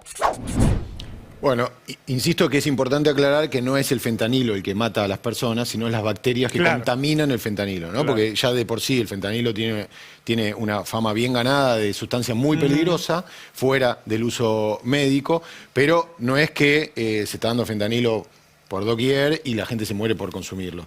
Y para cerrar, el trabajo recién, David Ayala hablaba del trabajo del juez Kreplak, el gobierno parece que va a pedir, obviamente, recusarlo, tiene la lógica política eso. Es el hermano de Nicolás Kreplak, Ernesto, el juez, de Nicolás, el ministro de Salud. ¿Y qué de la tiene que provincia. ver, Nico? No, es lo único que tienen. Esa es la excusa política que está poniendo el gobierno, o por lo menos que está diciendo a los medios, sobre los motivos de la recusación. La verdad es que yo vengo siguiendo lo que dice el juez y es bastante serio, o muy serio, no politiza la cuestión, está llamando a la calma porque dice que es un trabajo muy difícil porque justamente hay una cifra negra y están tratando de localizar no las ampollas administradas, porque eso ya está localizado, es decir, ya se sabe cuáles fueron administradas, dónde y cuánto. Lo que no se sabe es dónde se generaron las muertes y si es... O sea, hay que identificar que haya muertes que tengan que ver con estas bacterias del fentanilo. Ahí te demuestra bastante, me parece, una intención de uso político de esto, ¿no? Porque no están dejando que avance un juez que puede avanzar todavía, que no es influenciable y lo ha demostrado hasta ahora en otras causas, no solo en esta, y lo que evidentemente necesitan es un juez propio. Si quieren cerramos, exactamente, si quieren cerramos con el tape 5, que es Kreplak, echando un poco de luz sobre el asunto. La verdad que la circulación de fentanilo en la Argentina, tiene una dimensión legal, pero la dimensión ilegal, por suerte, no es, salvo algún episodio aislado, y no estrictamente, algunos casos de fentanilo, de ampollas de fentanilo que se han desviado, se conocen. El caso más notorio fue una contaminación de cocaína con carfentanilo, que no es exactamente lo mismo, pero se parece. Pero en términos generales no es un problema, digamos, masivo, como sí lo es, por ejemplo, en Estados Unidos, ¿no? Hay una epidemia de uso ilegal de fentanilo que causa aproximadamente 50.000 muertes al año. Y nos llamó la atención, por supuesto, que no sea un producto trazable. Si circulan en este momento ampollas contaminadas, yo lo que puedo decir es que de los lotes que nosotros detectamos que estaban contaminados, no circulan ampollas. Entonces también hay que bajar un poco la histeria. Es un caso muy grave, sobre todo porque falló el sistema, porque el sistema no lo detectó, digamos, hasta que fue demasiado tarde, uno diría. Y estamos reconstruyendo toda esa información. Pero y todo me parece que hay que poner las cosas en su justo término y no generar fantasmas, digamos, más allá de lo que ahora hay que considerar. Y Roberto. Che, hago un apunte. Yo empecé el programa, lo que había ocurrido ayer en términos financieros iba a tener algún costo seguramente. Bueno, ya se están viendo los ADRs de los bancos en Argentina. Ayer a los bancos les ofrecieron un bono en pesos al 69%. La mitad de los bancos dijeron que no, o la mitad de las tenencias de los bancos no la o sea, el 60% sobre el total, pero el público aceptó. Y estas acciones de los bancos, claro. Sobre el final del día, el gobierno dijo, bueno, si no lo agarras por las buenas, agarras por las malas, cajó un título público. Está el macro 3,3%, el Bilbao Vizcaya 3,2%, el Superbil 6,2%. Es un golpe fuerte sobre el sistema financiero por las medidas que está tomando el Ministerio de Economía. Digo, las cosas tienen consecuencias en la economía. Por un lado sale, en este caso, cayendo fuerte el precio de las acciones de los bancos porque el gobierno los obligó por las malas a última hora de la noche para que no quedaran esos pesos dando vuelta y se fueran al dólar, a suscribir otros títulos públicos en términos de encaje y bueno, le hace daño al dinero que administran los bancos y por lo tanto pierden su valor. Básicamente los inversionistas extranjeros que tienen acciones de esos bancos ven que esos bancos no van a poder ganar la plata que ellos esperaban porque el gobierno está interviniendo. No, pero no solamente eso. Ayer circuló un informe express, se llaman informes sumarios que se envían por un hecho específico de los bancos a clientes, a inversores que tienen, entre otras cosas, inversiones en títulos argentinos. El informe puntualizaba en un tuit de Salvador Di Stéfano, creo que ayer lo comentaron. Si hablaba de la reestructuración ya eso de la deuda del muchísimo Estado. Ruido en Wall Street. Claro. Ayer circuló muchísimo. Es un hombre cercano al gobierno Salvador que habló Di de que esta deuda todos sabemos que no se va a poder pagar. Bueno, pero que lo diga alguien cercano al gobierno. Que viene de juntarse con Milei hace un par de fines de semana. Ah. A ver, el informe que yo vi ayer. Cuando la gente que te defiende es muy berreta, en algún momento hace una macana. Bueno, el tema es que no importa la calidad del sujeto de Salvador Di Stéfano. Lo que importaba ahí era que venía de reunirse con Milei. Claro. Entonces lo que se interpreta es que la palabra reestructuración no estaba puesto en boca de Salvador Di Stéfano. Había salido de la boca de Milei. A mí gente de un banco me dijo, mirá, nosotros entramos en la mitad porque si no entramos con nada, vamos a tener un problema con el gobierno. El tema es, vos decías, diciendo, bajo presión aceptamos la mitad. ¿Por qué, vos decías, ¿no? Al comienzo en tu editorial, ¿por qué si se le ofrece 70, 80% de tasa, un caramelo masticable, no un caramelo de madera en este caso, ¿no? Sabroso. Un buen caramelo. ¿Por qué aún así no lo acepta? Sí, no necesariamente porque vaya a subir el dólar, también puede ser porque no te lo va a pagar. Exactamente, a eso voy. La palabra reestructuración implica que va a haber, cuanto menos, un default matizado con algún otro... No, es que cuando llaman reperfilamiento es que el Estado decide cuándo te lo va a pagar. Bueno, ese papel empieza a valer menos. No es un default, pero básicamente el Estado te dice, no te lo voy a pagar. Claro. No va a ser voluntario. Porque Di Stéfano hablaba en un oxímoron de una reestructuración voluntaria. No existe tal cosa. Nunca son voluntarios. O es voluntario y ayer... Voluntaria es la fecha que tenía el título público cuando vos lo compraste. Todo lo demás deja de ser voluntario. Ayer fue una renovación voluntaria de crédito. Claro. Ayer se le planteó a los tenedores de deuda... Dicen que hasta ahí nomás voluntaria. Bueno, pero está bien, pero el formato voluntario es lo que ocurrió ayer. Claro. Y casi la mitad, o un poco menos que la mitad, decidió voluntariamente no aceptar la oferta. Y compulsivamente a la noche se anunció un título que aparentemente el lunes se le va a imponer a los bancos, más una nueva suba de los encajes. Sí. Más allá de lo simpático o antipático que uno le pueda caer una pulseada entre el Estado y los bancos, que es una de malos. Los bancos administran mi plata. O sea, yo lo sueldo a ustedes, lo deposito en el banco, en una caja de ahorro, qué sé yo. Esa plata si se presta, después no te la... ¿Se acuerdan que no te daban la plata del sueldo, que Cavallo? No podías sacar tu sueldo. Bueno, en la Argentina hace un cuarto de siglo, no hace un siglo, hace un cuarto de siglo, todos los bancos tenían que poner chapas de piso a techo, porque si tenían 1 centímetro de vidrio a la vista se lo reventaban a piedrazos. Claro. Es un país donde hace una generación los bancos se quedaron con la guita de la gente. Es increíble lo rápido. El Estado que se queda con la plata, ¿viste? El Estado, Caballo hacía eso. Todos los días a los banqueros le encajaba un papelito, le encajaba un papelito, le encajaba un papelito. Un día Caballo tuvo la responsabilidad de decir, ¿usted tiene pesos en el banco? Entra a internet, llamen por teléfono, no sé cómo era en ese momento, y dígale al banco que se los pase a dólar. Y la gente empezó a llamar. Ahora, en términos políticos, Roberto. Bueno, lo destruyó al banco. Después el banco no tenía esos dólares. En términos políticos, ¿qué significa entonces que hasta los bancos, que es el sector más favorecido por las políticas de Milei, ¿no? El sector financiero, si vos ves los informes de actividad acumulados, ves que la única actividad que muestra números positivos es la actividad financiera, la intermediación financiera. Claro. Bueno, ¿qué significa que hasta los bancos le estén sacando el banquito, restando confianza? No, bueno, hoy por hoy es el plan así, tal como está, si no lo modifican, no cierra, es inconsistente. Digo, que Arriazu se haya corrido, ¿viste? Ayer Arriazu era el principal soporte. Grobocopatel lo dijo. Hablemos relación Arriazu-Clarín. Claro. Clarín, que viste cómo es. Te trato mal, pero ahora que están las elecciones te voy a cuidar un poquito, le voy a pegar al kirchnerismo, ¿no? Yo creo que Grobocopatel en su retiro dorado fue el que mejor lo definió ayer en términos públicos. Grobocopatel dijo, venía de reunirse con Toto Caputo, no personalmente, Toto Caputo había participado de una reunión con empresarios donde les dijo a los empresarios que tenían que dejar de coimear. Bueno, me imagino las risas, ¿no? ¿Viste? Como en el teatro, risas, jaja, bueno. Grobocopatel, al término de esa reunión, dijo, ahora hay que bancarlo a Milei, que termine el mandato y después vamos a elegir uno que nos guste. Claro. Es fuertísima esa frase. Sí. Porque eso es boleto picado, ¿eh? Claro. Milei viene de anunciar su Ya está, vos no nos gustás, intención pero te de vamos a dejar que reelegir. termines esto, claro. Es el Pato Rengo. A Milei ya le pusieron fecha de vencimiento. Ahora, los empresarios, ayer un comunicado de la UIA, en vez de decir, muchachos, cierren la importación loca que están haciendo, bajen la tasa de interés, créenme un mercado de consumo, dicen, no, lo que hay que hacer es bajar las cargas sociales, sacar la indemnización. Todo lo que se le ocurre al empresario argentino es bajar el costo laboral. ¿Y a quién le gusta a Grobocopatel? ¿Sabe? No, pero te hago un paréntesis ahí. Esta idea de dejémoslo terminar también demuestra que si quieren no lo dejan terminar. No, porque a la vuelta de la esquina los empresarios... Eso va de suyo que pasa desde 1810, ¿no? Pero el tema es, ¿qué es lo que están viendo como perspectiva inmediata?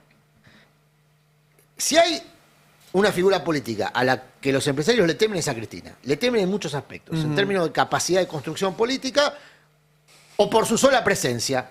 Su sola presencia para los empresarios es tóxica. ¿No? Funciona así. Ganaron mucha plata, les fue muy bien, tenían mercado de consumo, pero por cuestiones ideológicas, bueno, ya lo hemos tratado de analizar muchas veces y no... A mí más de uno me dijo que realmente estaba convencido de que Cristina iba hacia Venezuela. Venezuela estatizó 1.100 empresas. Sí, sin ninguna... Las 1.100 más grandes. Sin ningún elemento empírico. Bueno, así se creó Cambiemos, con esa impronta. Claro, Hay un libro muy bueno de Gabriel Bomaro que se llama La larga marcha de Cambiemos y te muestra el factor Venezuela, cómo estimuló a muchos managers, CEOs que aterrizaron en el sector público en el 2015 con Macri, ya habían logrado todo en el sector privado, creían que la Argentina iba a Venezuela y decían, bueno, ahora quiero ir por un desafío mayor. Experimentaron, bueno, con costos para la sociedad argentina, ¿no? En el sector público, pero habían llegado a su techo en el sector privado, ya eran gerentes, CEOs, directivos. Y con el factor Venezuela, dijeron, me voy a meter en el Estado, bueno, la chocaron muchos de ellos. Hoy muchos de ellos volvieron al sector privado. Son pocos los que reinciden como Sturzenegger o como Caputo. Claro, así es. La mayoría se volvió y se replegó, pero el factor Venezuela fue central. Ahora, en el contexto de esta debilidad del gobierno, debilidad política, debilidad económica y demás, toma mucho más valor el dato que esta semana saltó a la luz de que los 87 héroes no existen más. No. La cena del otro día de Milei, que al final, ahora dicen que habían invitado solamente a algunos. Probablemente fue porque se dieron cuenta que si invitaban a todos no iban a ir muy pocos. Pero también cuando empezamos a destilar el cierre de listas, Adrián, ahora entiendo que tiene algunos datos, y el domingo vamos a estar viéndolo acá en vivo también, te toma por boludo, uno va viendo cómo empiezan a aparecer algunos de esos 87 héroes en listas opositoras. Claro. Entonces, que bueno... Por un lado, la explicación de, che, ¿qué hace alguien que bancó ese veto en una lista opositora? Es cierto, pero también, cuando se resuelvan los próximos vetos en plena campaña, ¿van a estar en ese número 87? Parece muy difícil. La expresión más patética fue la de Margarita Stolbizer, ¿no? Esperemos a ver que... La expresión pública más patética, ¿no? En eso diciendo, la de Stolbizer que no se dio cuenta de la... Eso desde ya, lo de Pichetto... Pichetto también. Pichetto también. No, pero yo me refiero... No es la única. Me refiero a diputadas que fueron parte de los 87 héroes y que después del acuerdo de Jaldo con Mansur que hubo anteayer en Tucumán van a estar en la lista opositora peronista de... Che, bueno, a hablar de lista, dale. Vamos a hablar de lista. Armado, vamos a hacer La rosca. persona que se está probando el traje Ahí está. para ser el que le gusta a Grobocopatel Ajá. es uno de los gobernadores que no tiene reelección. No son muchos los gobernadores que no tienen reelección. Está reformando la Constitución para ver si logra, por algún resquicio de la interpretación legal, obtener una reelección que hoy la Constitución le niega. Es Puyaro. Puyaro es el que impulsa desde el conjunto de 5 o 6 gobernadores. ¿Es el candidato del Establishment? ¿O de una parte del Es el que quiere usar el traje del que le gusta a Grobocopatel. A ver, pampa húmeda, sector agroindustrial, agroexportador, tiene con qué financiar una campaña, naturalmente. No sé, ¿por qué? ¿Sí? Bueno. Por el campo. ¿Sí? El sector más dinámico de la economía argentina sigue siendo el sector agropecuario. Ok. ¿No? Y el narcotráfico son dos elementos que en Rosario conviven. Bueno. Se fue un poquito al pasto, No, digo, ¿son los sectores más dinámicos de la economía o no? ¿Son los más dinámicos de la economía? Sí, pero no sé qué tiene que ver con Puyaro. No, digo que conviven en la misma zona geográfica. Incluso usan los mismos puertos. Y están en la vera del litoral santafesino. Bueno, yo digo, yo no me hago cargo. El financiamiento de la campaña no va a ser un problema. No soy director de todo el medio. No. Son datos geográficos. Son datos geográficos, claro. Okay. Y no va a tener problemas para financiar una campaña. Va de suyo que Puyaro tendría cómo financiar una campaña. Okay. Eso es un elemento importante. Segundo elemento importante, no tiene reelección. Entonces está estimulado naturalmente para aspirar a algo a nivel nacional. Tercer elemento, y ahora vamos al cierre de listas, es uno de los que retiró héroes de la cena de Milei. Mira vos. Anteayer. Puyaro llamó a los santafesinos que le responden y a algunos que no le responden también. Y le dijo, che, mejor no hay, ¿no? ¿Quiénes le responden a Puyaro? Los que son de su espacio político, el espacio antes conocido como Juntos por el Cambio. Sectores del radicalismo, pero hay sectores del socialismo que también empiezan a tributar a Puyaro. Mira vos. En esta construcción nacional. Están buscando su destino, ¿no? El socialismo santafesino, que va, que viene. Llevémonos un poquito mejor. Con el socialismo santafesino también, con tanta gente que tenemos que llevar. Pero es que No me sale. estamos partiendo de cero. Bueno, pero estamos peleados con todo. Yo siempre dije a mí, cuando hay que construir trinchera me llaman. Cuando hay que tender puente, llamen a otro constructor. Pero no me pones bomba en los puentes. No, bomba no, pero... Bueno, ahora... Ese es uno de los elementos a tener en cuenta el fin de semana. ¿Cómo cierran los 5 gobernadores? Ajá. ¿Y cuántos de esos 5 gobernadores van a crear listas con fisonomía opositora por esto que decía Nico? Porque si hay algo que se sabe es que a partir de diciembre el gobierno no va a tener mayoría. Eso está dado que no va a ser así. Ni sacando 55%. Claro. No le dan los números. Nunca va a tener mayoría. Entonces el tema es si se puede construir una mayoría opositora, incluso con gente que colaboró con el gobierno y se colaboró encima todo este tiempo. Sí. Bueno. Provincia de Buenos Aires, 40% del padrón nacional. La mitad del padrón de la provincia de Buenos Aires, sub 40. Muchos de ellos votaron a Milei. Todo el mundo está mirando la abstención. Uno de los, que dicen los consultores, una de las formas de conjurar la abstención es poniendo candidatos atractivos. Gente que, como Milei, venían a ofrecer algo distinto, algo nuevo, algo fresco. Es una palabra que a mí en política mucho no me gusta, pero es la que usan los consultores. Ahí gana acciones un candidato que hoy no forma parte de ninguna tribu en la interna de la provincia de Buenos Aires del Fuerza Patria. Ajá. Gana mucha fuerza, sobre todo porque ayer Sergio Massa... lo voy a presentar de otra manera. Dicen en el entorno de Sergio Massa que ayer Sergio Massa les dijo que él no va a ser candidato. Sigue la línea de punto porque es complicado. Dice, se va. Ahí, No quiere ser cómplice de este momento. ahí entran a jugar una suerte de vetos cruzados donde todos Claro. se reservan el derecho de vetar al de enfrente, ¿no? Claro. Bueno, ahí el asunto es que en el acuerdo de San Vicente fue. No, San Vicente, ¿dónde se hizo la reunión aquella donde se hizo el acuerdo de los vetos cruzados, los 3 espacios políticos? Bueno, no importa, o La Plata. Lo cierto es que está el tema de los vetos cruzados. Dice Massa, o dicen que dijo Massa ayer, que su aporte a la unidad es retirar su posible candidatura. Por lo tanto, al retirar su posible candidatura, habilita que Grabois integre la lista. Recuerden que Grabois no firmó la Alianza Fuerza Patria en Provincia de Buenos Aires de cara a octubre. Ahora, Grabois había puesto un límite: si Massa es candidato, yo voy por afuera. Sin ese límite, entonces Grabois podría ser candidato, pero tampoco sería el primero. Pero él ya fue con Massa en una lista. Bueno, pero dijo que porque perdió una interna. En la lógica de competimos, si no hay interna, el que pierde acompaña. Acá no hay interna, entonces no aceptaría la imposición de Massa como candidato. Pero bueno, si Massa se retira como candidato, Grabois podría ser eventualmente el candidato o no, poner un candidato propio en la lista, tampoco encabezaría. ¿Pero quién es el candidato que acabas de decir que no es de ningún partido? Gana fuerza El un fresco. candidato ecuménico. Alguien que no integra ninguna tribu. ¿Quién es? Bueno, ¿Es actor? hay 2 nombres. El actor, Pablo Cherry. que el otro día estuvo en un acto pidiendo la libertad de Cristina, Mira vos. y es parte del curso Sonorum No lo vi.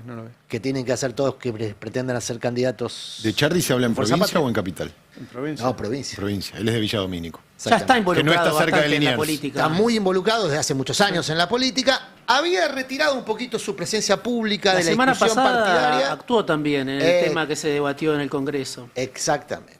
En ¿Y el alguno otro- de los y temas el que otro se quién debatió en el es? Congreso. La otra persona que se menciona, ya la hemos mencionado acá, es la de el nombre de Jorge Tayana. Que sería ecuménico, no integra ninguna tribu.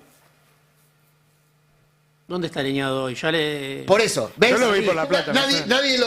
En su momento era más ligado al movimiento Evita hace muchos años. Claro. Rompió con el Evita para Rompió con el acercarse a Evita. Cristina en el 17. Sí. Hoy es una figura respetada por todas las tribus que creo que habla más seguido con Kicillof que con otros referentes. Pero la No. misma pregunta que se hicieron ustedes es la que le otorga hándicap a Tayana. ¿Dónde está Tayana?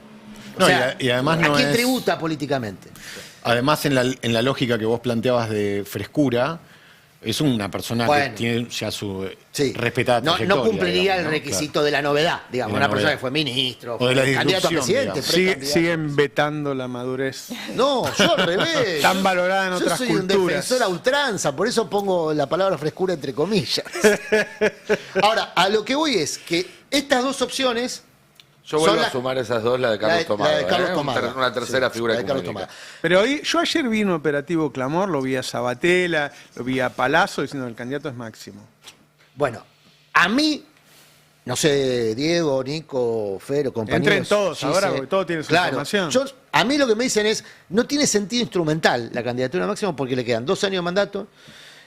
No hay cómo justificar... Tiene un valor simbólico. Está bien, fuerte. pero no hay cómo justificar que no es una imposición de Cristina para romper... No, es una impresión. Bueno, no, pero es una imposición para romper cualquier posibilidad de equilibrio. O sea, sería una imposición de Cristina, pero para romper cualquier posibilidad de equilibrio. O sea, con afán de destruir más que de construir. Y ahí ya se detona cualquier posibilidad de unidad, que es un poco la idea fuerza de la campaña. La campaña viene siendo juntos contra la sí, la crueldad fuerza de de la Milei. unidad, la fuerza de la unión. Se rompe la fuerza de la unidad si te imponen un Sumar candidato fuerzas. que no es necesario que se candidate porque ya tiene mandato. Y si se rompe el domingo la unidad, ¿nos jode un poquito también la elección de septiembre que se rompa Y el sí, domingo? claro. ¿Nos jode las perspectivas de Kicillof que se rompa el domingo? ¿Y quién puede tener todos interés los en que estén eso? jugando. ¿Quién podría estar interesado en joderle la elección el 7 de septiembre a Kicillof? Ah, no sé. Ahora, se me ocurre. Máximo tengo- Kirchner no había, ya te dejo, Nico, Sí. una pregunta cándida. Máximo Kirchner nos dijo varias veces que le resultaría incómodo ser candidato en esta elección. Ya ahora lo dio vuelta eso. Dijo, si me lo pide Cristina. Si me lo pide Cristina, estoy. Ok. Yo voy a sumar un dato más a esto. Vos mencionabas entre los nombres que ayer se sumaron al operativo Clamor al de Sergio Palazzo. Sergio Palazzo también suena para ser primer candidato, con un hándicap, no es peronista, que su origen es radical, y eso para algunos sectores puede ser una cuestión. Sería un candidato puesto por Cristina, pero con aceptación de todos los sectores. Tiene buen vínculo con Axel Kicillof, tiene buen vínculo con Sergio Massa. Se está retirando del gremio. Se está retirando del gremio y ayer se sumó al operativo Clamor de Máximo Kirchner de alguna manera como para quedar habilitado, porque sabemos lo que le había costado a Kicillof en su momento no sumarse al operativo Clamor para Cristina en el PJ, y algunos interpretaban ese tuit donde simplemente subía una foto de ellos dos juntos diciendo el primer candidato tiene que ser alguien pro o alguien que, pero sin dar el nombre. Bueno, lo interpretaban quizás como una movida previa al anuncio de una candidatura de Palazzo, origen sindical, a lo que le sumaría, más allá de que no son, como siempre aclara Mariano Martín, cuando la CGT pide más sindicalistas en la lista se refiere a algunos sindicalistas en particular, claro, y no es Palazzo. Y un detalle casi de color, si se quiere, pero que a mí ayer me sacó una sonrisa, pero sería muy irónico si después de todo este tiempo Guillermo Moreno termina entrando como diputado en una lista encabezado por un radical. Sí. Sería simpático, por lo menos. Celebro igual todo lo que signifique la unidad del campo popular, pero sumo ese nombre porque está todo abierto. Son los que se charlaban ayer. ¿Qué tenés, Diego, vos? A ver, contame un poquito. No, me parece que lo de... Es opinión, puramente. Me parece que lo de Máximo candidato no le serviría a nadie. Ni a la unidad del peronismo, ni creo que al propio Máximo, ni al sector de Cristina, si la apuesta no sale como se supone. Claro. Me parece que sería un error. Bueno, esto que dice Afero, la verdad no sé, supongo que lo deben estar impulsando, no sé si Cristina, quizá alguna dirigencia de la Cámpora impulsándolo a él, pero me lo imagino más como una estrategia de negociación. Como una estrategia de negociación, claro, que realmente como algo que pueda suceder. La política siempre nos sorprende y no sabemos, pero me parece que no le serviría tampoco al kirchnerismo, no le serviría a la unidad del peronismo, pero tampoco al kirchnerismo, porque si eso sale mal, se lleva toda la marca de un mal ¿Estamos resultado. seguros de que van todos juntos? Estamos hablando de la elección de octubre. Yo creo que están condenados a la unidad, me parece. La duda es patria grande ahí. Es lo que está en discusión. Si hay vocación de unidad, a mí lo que me decían ayer es, tiene que ser alguien que no tribute a ninguna tribu. O que en tal caso todas las tribus estén de acuerdo. Un outsider. Palazzo podría ser, tampoco tiene componente de frescura, digamos, porque es una persona con mucho recorrido en la política. El que está ya definido es el candidato Violeta, novedad del día. Espert. José Luis Espert. Se va a presentar hoy como candidato junto a por lo menos los primeros 10 de la lista. Ojo que hoy se van a presentar los primeros 10 de la lista. La novedad del día sería que Milei le cumplió una promesa a alguien que le había prometido un cargo, ¿no? No, y que Milei impuso a su candidato. Y que Milei impuso a su candidato. No debería ser una novedad. Se lo impuso incluso a su hermana. Se lo impuso a su hermana. Porque la hermana no quería. ¿Sabe algo Espert de Milei? Bueno, se conoce mucho, ¿no? Ya se verá. Porque en algún momento Espert seguramente... Si esto fracasa, buscará un nuevo, claro, ¿no? un nuevo el solcito. Ahora, ¿por qué es importante? ¿Qué candidato? Hay que poner un candidato así. Espert va a ir con su promesa de bala. Claro. Va a tratar de apoyarse en las proclamas de seguridad. Y el tercer candidato va a ser Santilli. Queda por definir a estas horas, hasta las 5 de la tarde. El acto en La Plata va a ser a las 5 de la tarde. Va a estar Javier Milei. A las 7. A las 7. A las 7 está Milei. A las 5 está convocado el acto. En el Atenas de La Plata. Lugar con mucho recorrido político dentro del peronismo. Bueno, ya lo hablábamos el otro día. Y ahí la idea es presentar a los 10 candidatos. Se discute mucho quién sería la mujer. Que iría como segunda candidata. Ahí hay dos nombres que aparecen a esta hora. Uno es el de Sandra Petovelo, que la utilizan tanto como posible candidata en la Ciudad de Buenos Aires como candidata en la provincia de Buenos Aires. Evidentemente, o no hay mucha creatividad o no hay muchos nombres disponibles. Tiene problemas para hablar también, ¿eh? Le cuesta... No hay muchas mujeres disponibles. No hay muchas mujeres. Por lo menos conocidas, ¿no? Sí. La puede elegir Agustín Laje, la mujer. Podría ser. Laje que todavía suena para ser candidato en Córdoba. A 4 días del cierre de lista. Sí, en Córdoba hay mucho lío. Hay muchísimo. Mucho lío en todo el... dispositivo político Les cordobés. hizo ruido de la Sota, parece, ¿no? Sí, entre Natalia los, de la Sota, sí. Natalia, tenemos una encuesta por ahí que estaba en mi editorial, en donde, bueno, la libertad avanza con el surgimiento de la Sota, queda ganando, pero por muy poco. Ayer me contaron algunos detalles de la situación en Córdoba. A ver. De la Sota en realidad es una candidata que obviamente puede tener un link con otros sectores del peronismo, pero claro, no puede mencionar a nadie en la provincia de Córdoba, de los sectores con los que ella tiene relación, ninguno. No. De lo que llamamos era en su momento el Frente de Todos, Unión por la Patria, Fuerza Patria, pensemos en 3 dirigentes de esa corriente, bueno, no hay que mencionar a ninguno de esos 3 en Córdoba para que Natalia de la Sota tenga alguna chance. Natalia de la Sota se lleva muy mal con la esposa del gobernador Schiaretti, con Alejandra Vigo, pero no tan mal con Yarlora. Entonces algunos dicen en esa interna del peronismo que existe, bueno, Natalia hasta qué punto en realidad es parte del armado o del diseño de Yarlora, porque Yarlora es aliado de Schiaretti, pero necesita que a Schiaretti le vaya hasta ahí bien, si es que Schiaretti finalmente es candidato. O sea, el peronismo está también ahí está la encuesta, está tercera con un número que, claro, después cuando sumás el segundo y el tercero, te da que la libertad avanza, en realidad queda en minoría, y tiene un tercio, que es un techo que hasta ahora le hemos visto en el país, ¿no? Ese tercio. Sí. Hay un ahí, comunicado. perdón, en esa encuesta el dato que me llama la atención, disculpen, es que UCR más PRO no llegan a sumar 5 puntos.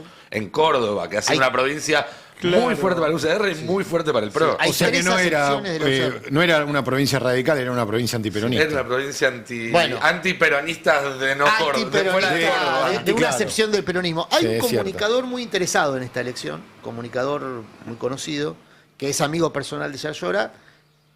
Y bueno, tiene un muy buen vínculo personal con Javier Milei. Pará. A quien varias veces lo han tentado para ser candidato, no quiere ser candidato. Pero bueno. ¿Se cambió el peinado ahora? Pero es en la provincia de al lado. Él sería candidato. Pero estudió con Yarlora. Fueron compañeros porque creo que eran de pueblos vecinos. ¿Sabes que yo recuerdo una digresión breve? Recuerdo probablemente la primera entrevista a un medio grande que le hicieron a Yarlora, que fue en Animales Sueltos, cuando él ganó la intendencia de San Francisco. Claro. Que ya aparecía Yarlora como un personaje relajado, medio disruptivo, canchero, macanudo. Bueno, tiene un vínculo personal añejo Fantino con Yarlora, y alguna vez fue utilizado como puente en el vínculo, que es un vínculo que va y viene, tiene tensiones, últimamente más tensiones que otra cosa entre Yarlora y el gobierno nacional. Yarlora integra el club de los 5, ¿no? El club de los 5 gobernadores. Seguí un poquito, ¿tenías algún dato más? No, bueno, hay que ver qué pasa con Luis Juez. Luis Juez puede pasar, pero podría ser el candidato en lugar de Bornoroni, ¿no? Si Juez y no está cerrado que sea Bornoroni. Eso se va a definir en estas horas. Si Juez y Schiaretti son candidatos, es una guerra, una carnicería va a ser esa campaña. Porque además todavía Juez sigue repitiendo desde hace casi 20 años que Schiaretti le robó la elección en 2007. Entonces, eso sería algo que seguiría un poco de control para el gobierno nacional. Bornoroni es un candidato más tranquilo. Hoy Schiaretti maneja la Fundación Mediterránea, que es muy importante. Pero yo lo que miré ahí es que, entonces la Libertad Avanza tiene un 30% en Córdoba. ¿Y en Santa Fe cuánto tiene? Sí. Digo porque siempre damos que si... la Libertad Avanza saca 37 puntos en la provincia de Buenos Aires, entonces ganó en total. Pero yo estoy viendo que en el resto no está tan bien. No. El tema es los votos de Córdoba, ¿a quién se los vas a sumar ahí?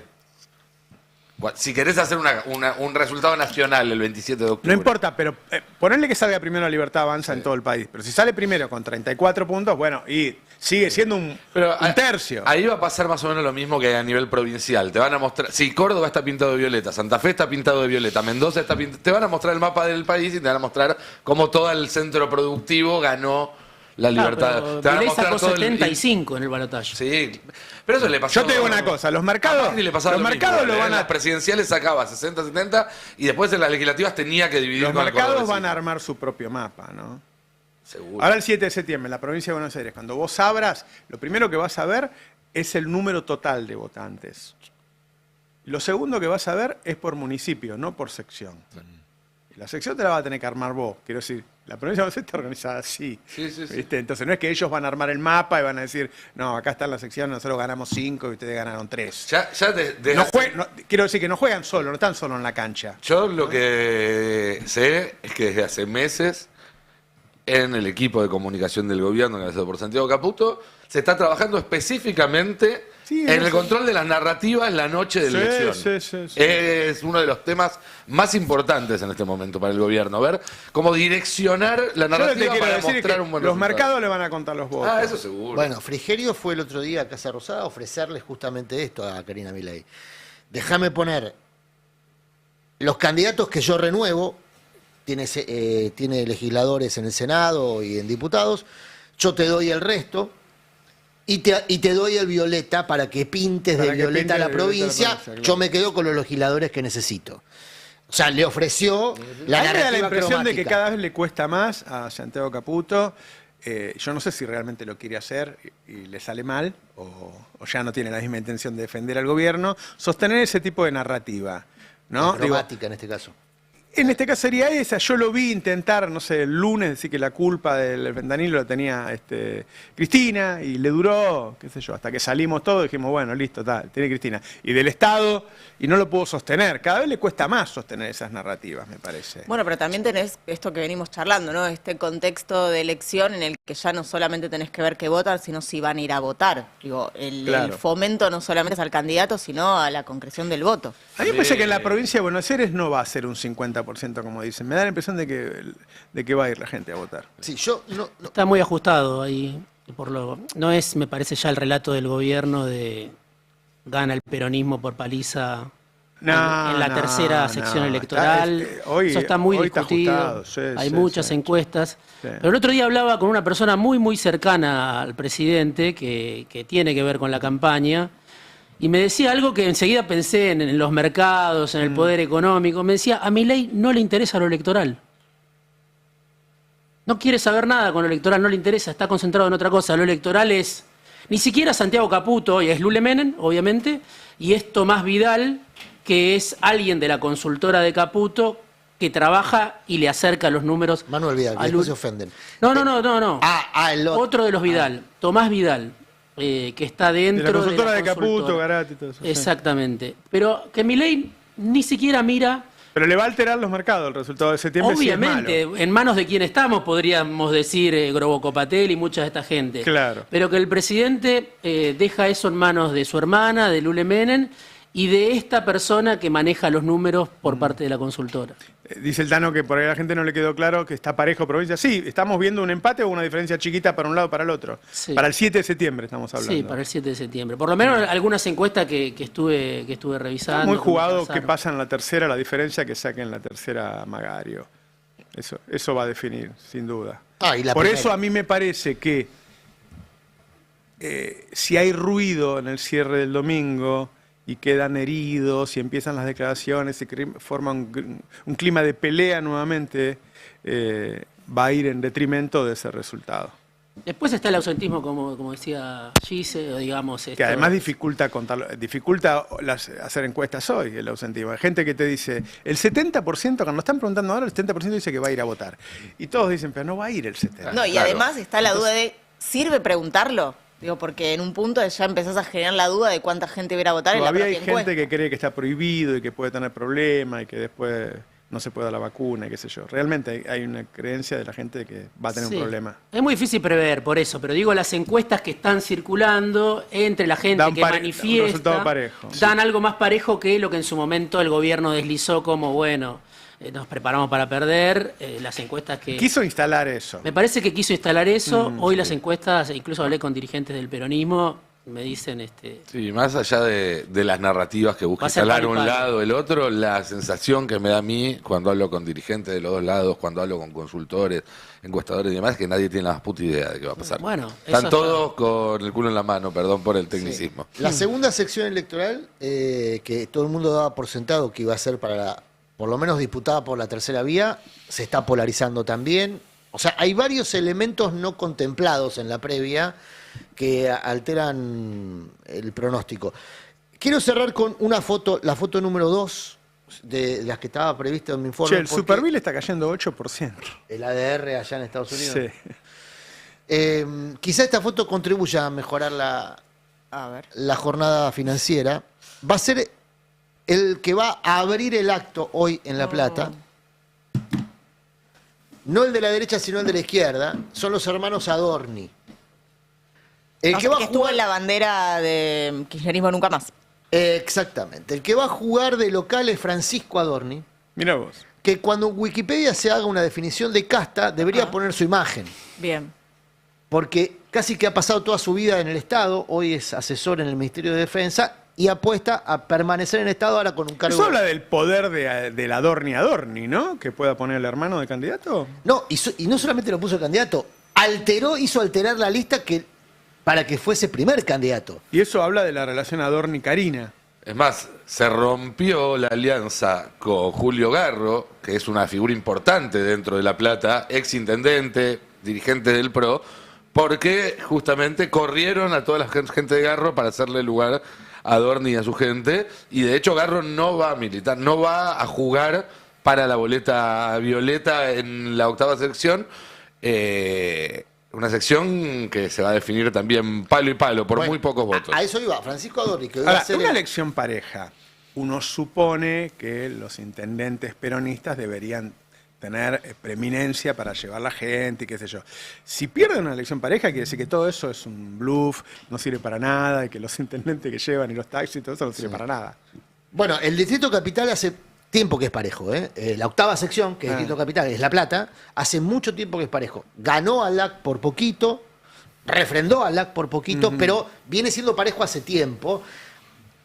Respondiendo a tu sugerencia, logística tienen todos ahí. En la última elección ejecutiva el conteo duró varios días en La Plata. Sí, no se sabía quién había en La ganado. Plata la logística está aceitada para ambos sectores. ¿Vamos a la Rosada? ¿Vamos a la Rosada? ¿Está Adorni? Hola. ¿Cuál? ¿Qué Adorni? Hace mucho que no habla Adorni, ¿eh? Hace mucho. Hola, buenos días a todos. Buenos días. ¿Qué hace, Johnny? Hace mucho que no habla. Pero iba a estar bancando al hermano, ¿no? Jonathan Eguier, nuestro hombre en la Rosada.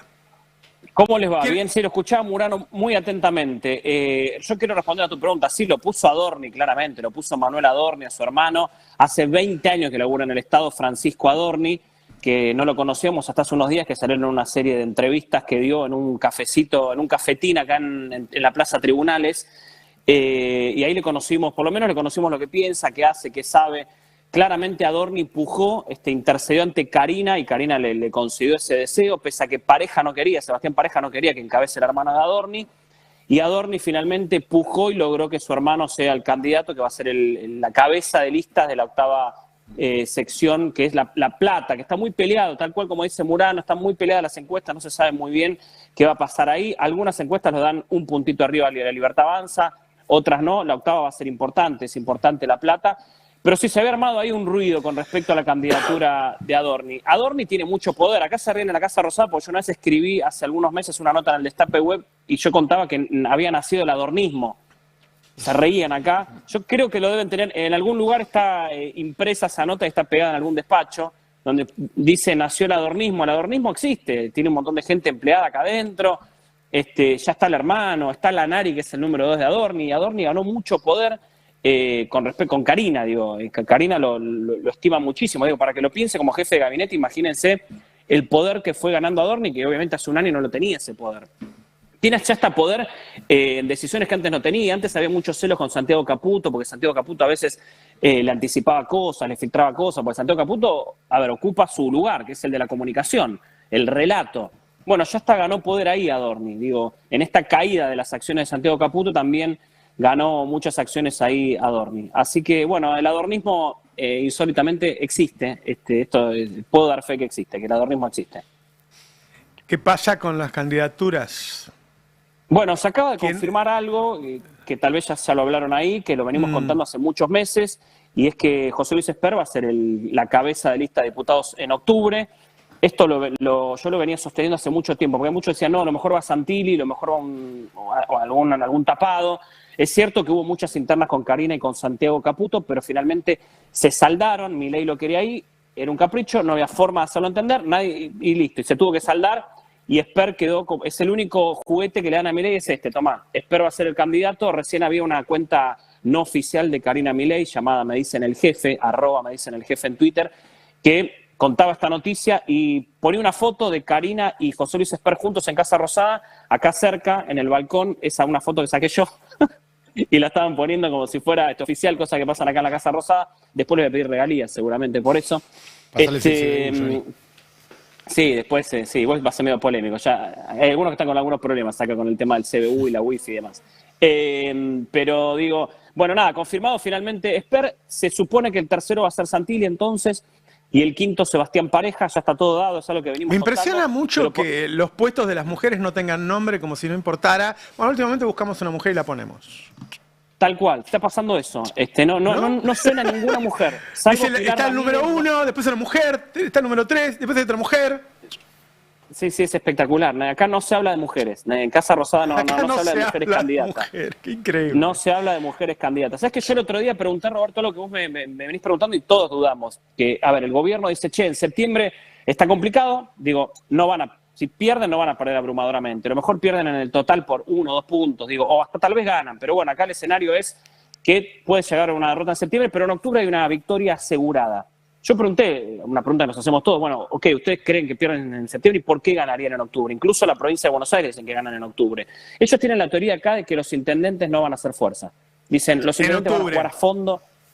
Claro, van a jugar a fondo en septiembre y en octubre ya va a ser otra cosa el partido. Ya no va a haber una atracción. Es algo que suele pasar, es cierto.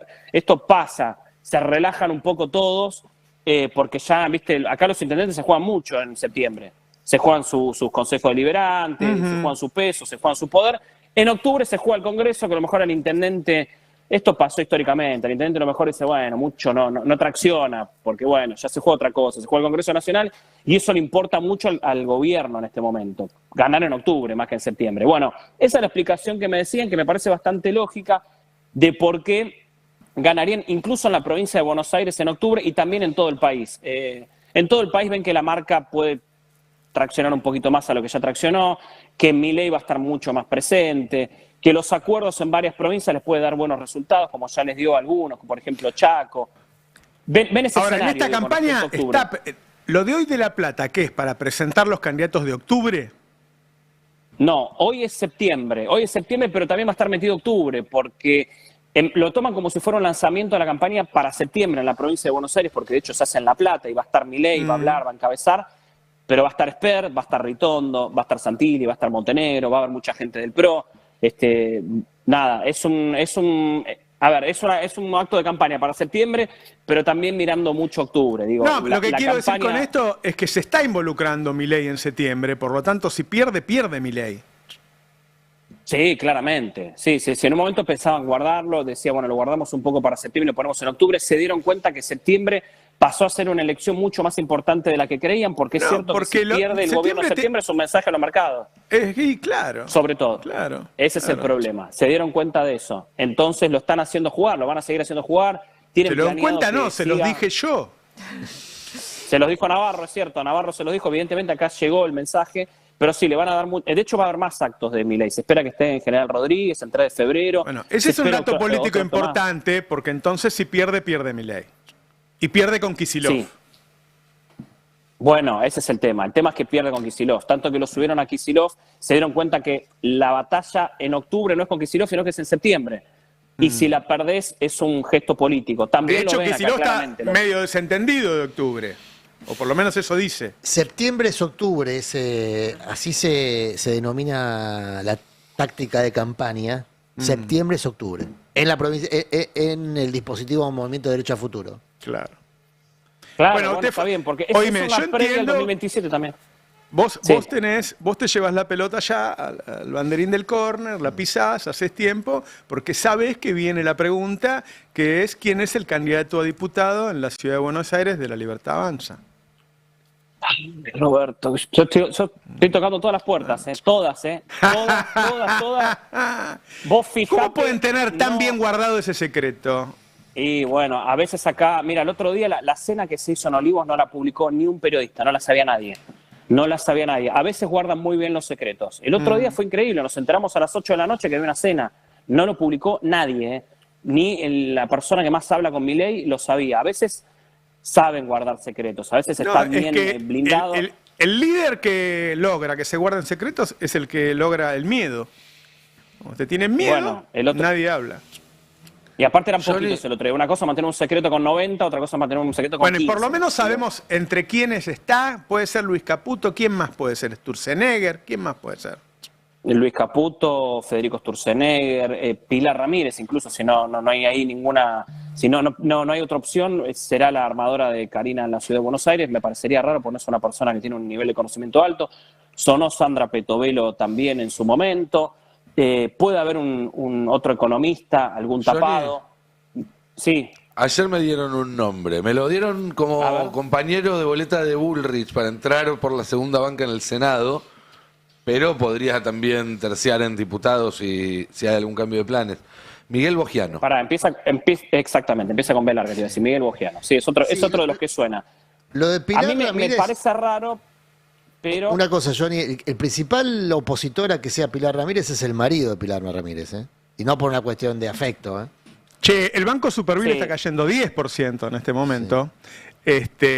Los otros bancos están cayendo 4,5%, 5%. Esto es fruto de lo que pasó ayer, que le encajaron a los bancos a la fuerza títulos públicos y está habiendo una caída, no es joda, cuando un banco cae 10% de las acciones, guarda, porque este va a ser el dato del día, ¿no? Claro. Te me fuiste. No, volviendo a lo de Murano, él hablaba de Wasserman, que es la pareja de Pilar Ramírez, que básicamente no quiere que su esposa sea candidata porque no quiere que nadie preste atención a lo que ocurre, ¿no? en ese matrimonio, con las relaciones económicas. Sí, por porque eso... si sos candidato, todo el mundo te presta atención. Es un problema. Sí, es un problema. Wasserman estuvo, fue uno de los que estuvo ahí negociando en parte con Ezequiel Sabor y con el Jorge Macrismo, a ver cómo se cerraba este acuerdo entre la Libertad Avanza y el PRO, que finalmente Jorge Macri se quedó afuera. ¿Los directores de los bancos públicos, Johnny, presentan declaración jurada? ¿Cómo? A ver. Los directores de los bancos públicos, ¿tienen que presentar declaración jurada? No, me parece que no, ¿eh? Entiendo que no. Por ser director, no, me parece que no. ¿Y los legisladores de la ciudad sí? Sí. Imagínate que Pilar Ramírez es candidata y se empiezan a ver la declaración. Esa ya es legisladora igual. Ella es legisladora. Sí, por porteña. Bueno, pero si no es candidata no es tan atractivo ir a buscar la declaración jurada. Recordemos, para poner un poco de contexto, porque hay muchos oyentes que quizás no lo tienen presente, que estamos hablando de gente muy cercana al armado de Javier Milei y de Karina Milei sobre todo. Digo, Marra le echa la culpa a esa gente, por ejemplo, de su salida, a Pilar Ramírez. Yo decía recién que se le está yendo la gente. Marul, un defensor de Milei acérrimo desde hace meses, diciendo que las tasas de interés son un delirio. Guarda porque empieza a haber una guerra de lobbies. ¿Querés quedar bien con Milei? Quedas mal con el Banco Macro, Triplica la inflación que dice el gobierno que va a tener este año, ¿no? Estas tasas de interés. O sea, que esa es la diferencia entre lo que Milei vende y la realidad de Guarda fondo. con el lío que va a haber hoy con... los banqueros son señores poderosos en este país. Por eso, me llamaba la atención de que el gobierno pueda presionar. Es el botón rojo, ¿no? Claro, así es. Tocar el sistema financiero. Un banquero que ve que el banco de él hoy vale un 10% menos que ayer. Se va a enojar ese muchacho. Se va a enojar. Hay un problema. Y por eso digo, algunos consultores de la Citi, cuyos principales clientes son los bancos, hoy aparecen siendo críticos, cuando hasta ayer estaban apoyando. Me hiciste acordar a Melconian, porque Melconian justamente planteó algo de eso, ¿no? Como una tensión entre Caputo y Milei. Acá hay algo que nosotros lo contamos en el Destape. Milei y Caputo se necesitan, están juntos, se elogian, etcétera, pero hay de fondo una tensión, ¿no? Con Luis Caputo. Con Luis, sí. Entonces ahí no está muy claro. Muchos dicen, y nosotros lo publicamos, Caputo y Bausili le mienten a Milei. Otros dicen, no, este desarme de las LEFI, donde empieza la inestabilidad, fue porque Milei se impuso sobre Caputo. Bueno, no se sabe quién es el padre de la criatura, de esta inestabilidad que se proyecta, pero cuando Melconian, por ejemplo, sale a defender a Caputo, está hablando por los bancos también. Claro, por el sistema financiero, sin ¿no? duda, sin duda. Qué bien le sale el gallo Claudio a Melconian. Oye, digo, chico, Yo creo que ahí el padre de la... Yo creo que ahí el padre de la criatura, no me lo imagino no siendo Milei el padre de la criatura, porque lo único que hace es estar arriba de la economía, lo único que hace. Digo, sería raro que esté viendo algo o que no, tal vez está sucediendo y yo me lo estoy, a lo mejor uno se lo pierde eso, pero no lo veo a Milei perdiéndose algo o que le estén escondiendo algo. Me parece que ahí el padre de la criatura es el presidente y no, ahí me parece que no hay tutía. Es decir, él ve algo, es lo único que hace él, o sea, no se encarga de la política, no se encarga de la gestión, no hace nada. Lo único que hace es estar arriba de números, papeles. Pero lo que me decía Johnny es que él no tiene gente propia. En economía, el Banco Central lo maneja Bausili con su gente. Claro. Luis Caputo, Juan Paso en el Arca. O sea, no hay gente de Milei. Es solo Milei el que puede saber qué está pasando en algunas áreas o qué decisiones se están tomando. Después es gente que él tercerizó. Es un equipo tercerizado que ya venía de trabajar para él, para el macrismo, ¿no? Y ahora le está pegando a todo, ¿no? Está cayendo 5%. Está hablando de números muy grosos, ¿no? 5% Central Puerto, 4% Transportadora de Gas del Sur, 4% YPF. O sea, tiene costos lo que pasó ayer. No es joda lo que pasó ayer. Y lo que pasó ayer no terminó ayer. Eso es lo importante. No, porque el lunes va a estar de nuevo en la misma situación. Está transitando en este momento. No sabemos cómo va a terminar. O sea, ellos le han puesto un tapón al dólar con todo esto. Los costos de poner un tapón al dólar están creciendo todos los días. Y todavía faltan muchas jornadas para la elección de octubre. Ese es el tema que te dicen en el mercado. Mirá, los mercados tienen una batalla, el gobierno tiene una batalla con los mercados todos los días. Faltan muchos días hábiles. Entonces, esto es un problema. Y ahora te peleaste con los bancos. Una decisión de locos que tomaron ayer a la noche. De decir, bueno, los bancos te dijeron, no quiero ese bono. Y a la noche le dijeron, no, bueno, pero yo te lo encajo igual el bono. Y eso tiene su costo, No, y aparte bueno, ¿lo tachamos a Luis Caputo como candidato entonces? No, yo no lo taché. No lo tachamos, no lo tachamos. Porque es una forma elegante. Es una forma elegante de sacarlo del gabinete. Sí. Vos pensá esto, en serio, lo dijo Alfredo Zayat hace un tiempo. Cuando un presidente alaba a su ministro de Economía todo el tiempo, Menem se hacía el boludo con Cavallo. Alaba todo el día al ministro, el fracaso del ministro se lo come el presidente. Entonces, puede echarlo, es jodido echarlo. En cambio, lo pone como candidato. Sí, es una buena salida. Ayer, por ejemplo, me lo descartaron todo, me decían, no hay manera. Ahora, yo igualmente mantengo el asterisco, pero lo mantengo porque la verdad es que el nombre que vaya a ser cabeza de lista de diputados de la Ciudad de Buenos Aires es un nombre fuerte, un nombre de peso. Por eso Pilar Ramírez me parecía que es la única que suena así como certera, me parece poco. Bogiano también me parece poco para encabezar, no me parece un nombre fuerte. Me parece que Caputo, Sturzenegger son dos personas con un nombre fuerte. Caputo también, una persona que es fácil en el electorado de Milei identificar con Javier Milei. Bueno, pero hay que ver, también va a ser un cimbronazo sacar de repente al ministro de Economía en medio de todo lo que está pasando. Vamos a ver cómo se define, todavía no lo sabe nadie. Estoy en condiciones de decir que todavía no lo sabe nadie, salvo Karina Milei, Javier Milei y Santiago Caputo, no lo sabe nadie todavía. El nombre ese, vamos a ver si en las próximas horas hay alguna pista o alguna novedad sobre todo lo que se viene el domingo, que es el cierre de listas de octubre, que es lo que más le importa al gobierno. El gobierno lo que más mira hoy es ganar esa elección en octubre, por eso necesita mostrar un resultado amable en septiembre. Si no gana, perder por poco. Y no comerse una paliza de terror y terminar muy, muy abajo en septiembre. No pareciera el escenario hoy ese, que el gobierno va a terminar, no sé, en la elección total 15 puntos abajo. Tal vez Jonathan en la elección sí, pero no en toda vos sabés que en la época de Alberto Fernández hubo un medio de comunicación que puso al jefe de medios. Nosotros podemos intentar poner el jefe de medios. En una negociación. El gobierno se debilita septiembre, octubre y tiene que bajar a negociar. Y lo recibo en mi oficina, Milei, y yo le digo, mirá, yo quiero esto, esto y esto. ¿Te puedo pedir a vos como secretario de medios? Y bueno, podemos hacer el intento. La verdad, vamos a intentarlo. Yo me encantaría manejar la comunicación de este gobierno. Yo creo que no sería muy bien. Me gusta que tengas la camiseta puesta, Jonathan. Sí, claro que sí. Un abrazo, gracias. Chao. Nos pasó la hora. Muchas gracias por acompañarnos. Abrazo a todos y a todas. Chau, chau. El Destape 1070. Sin vueltas, sin ruidos. Información. Radio y punto.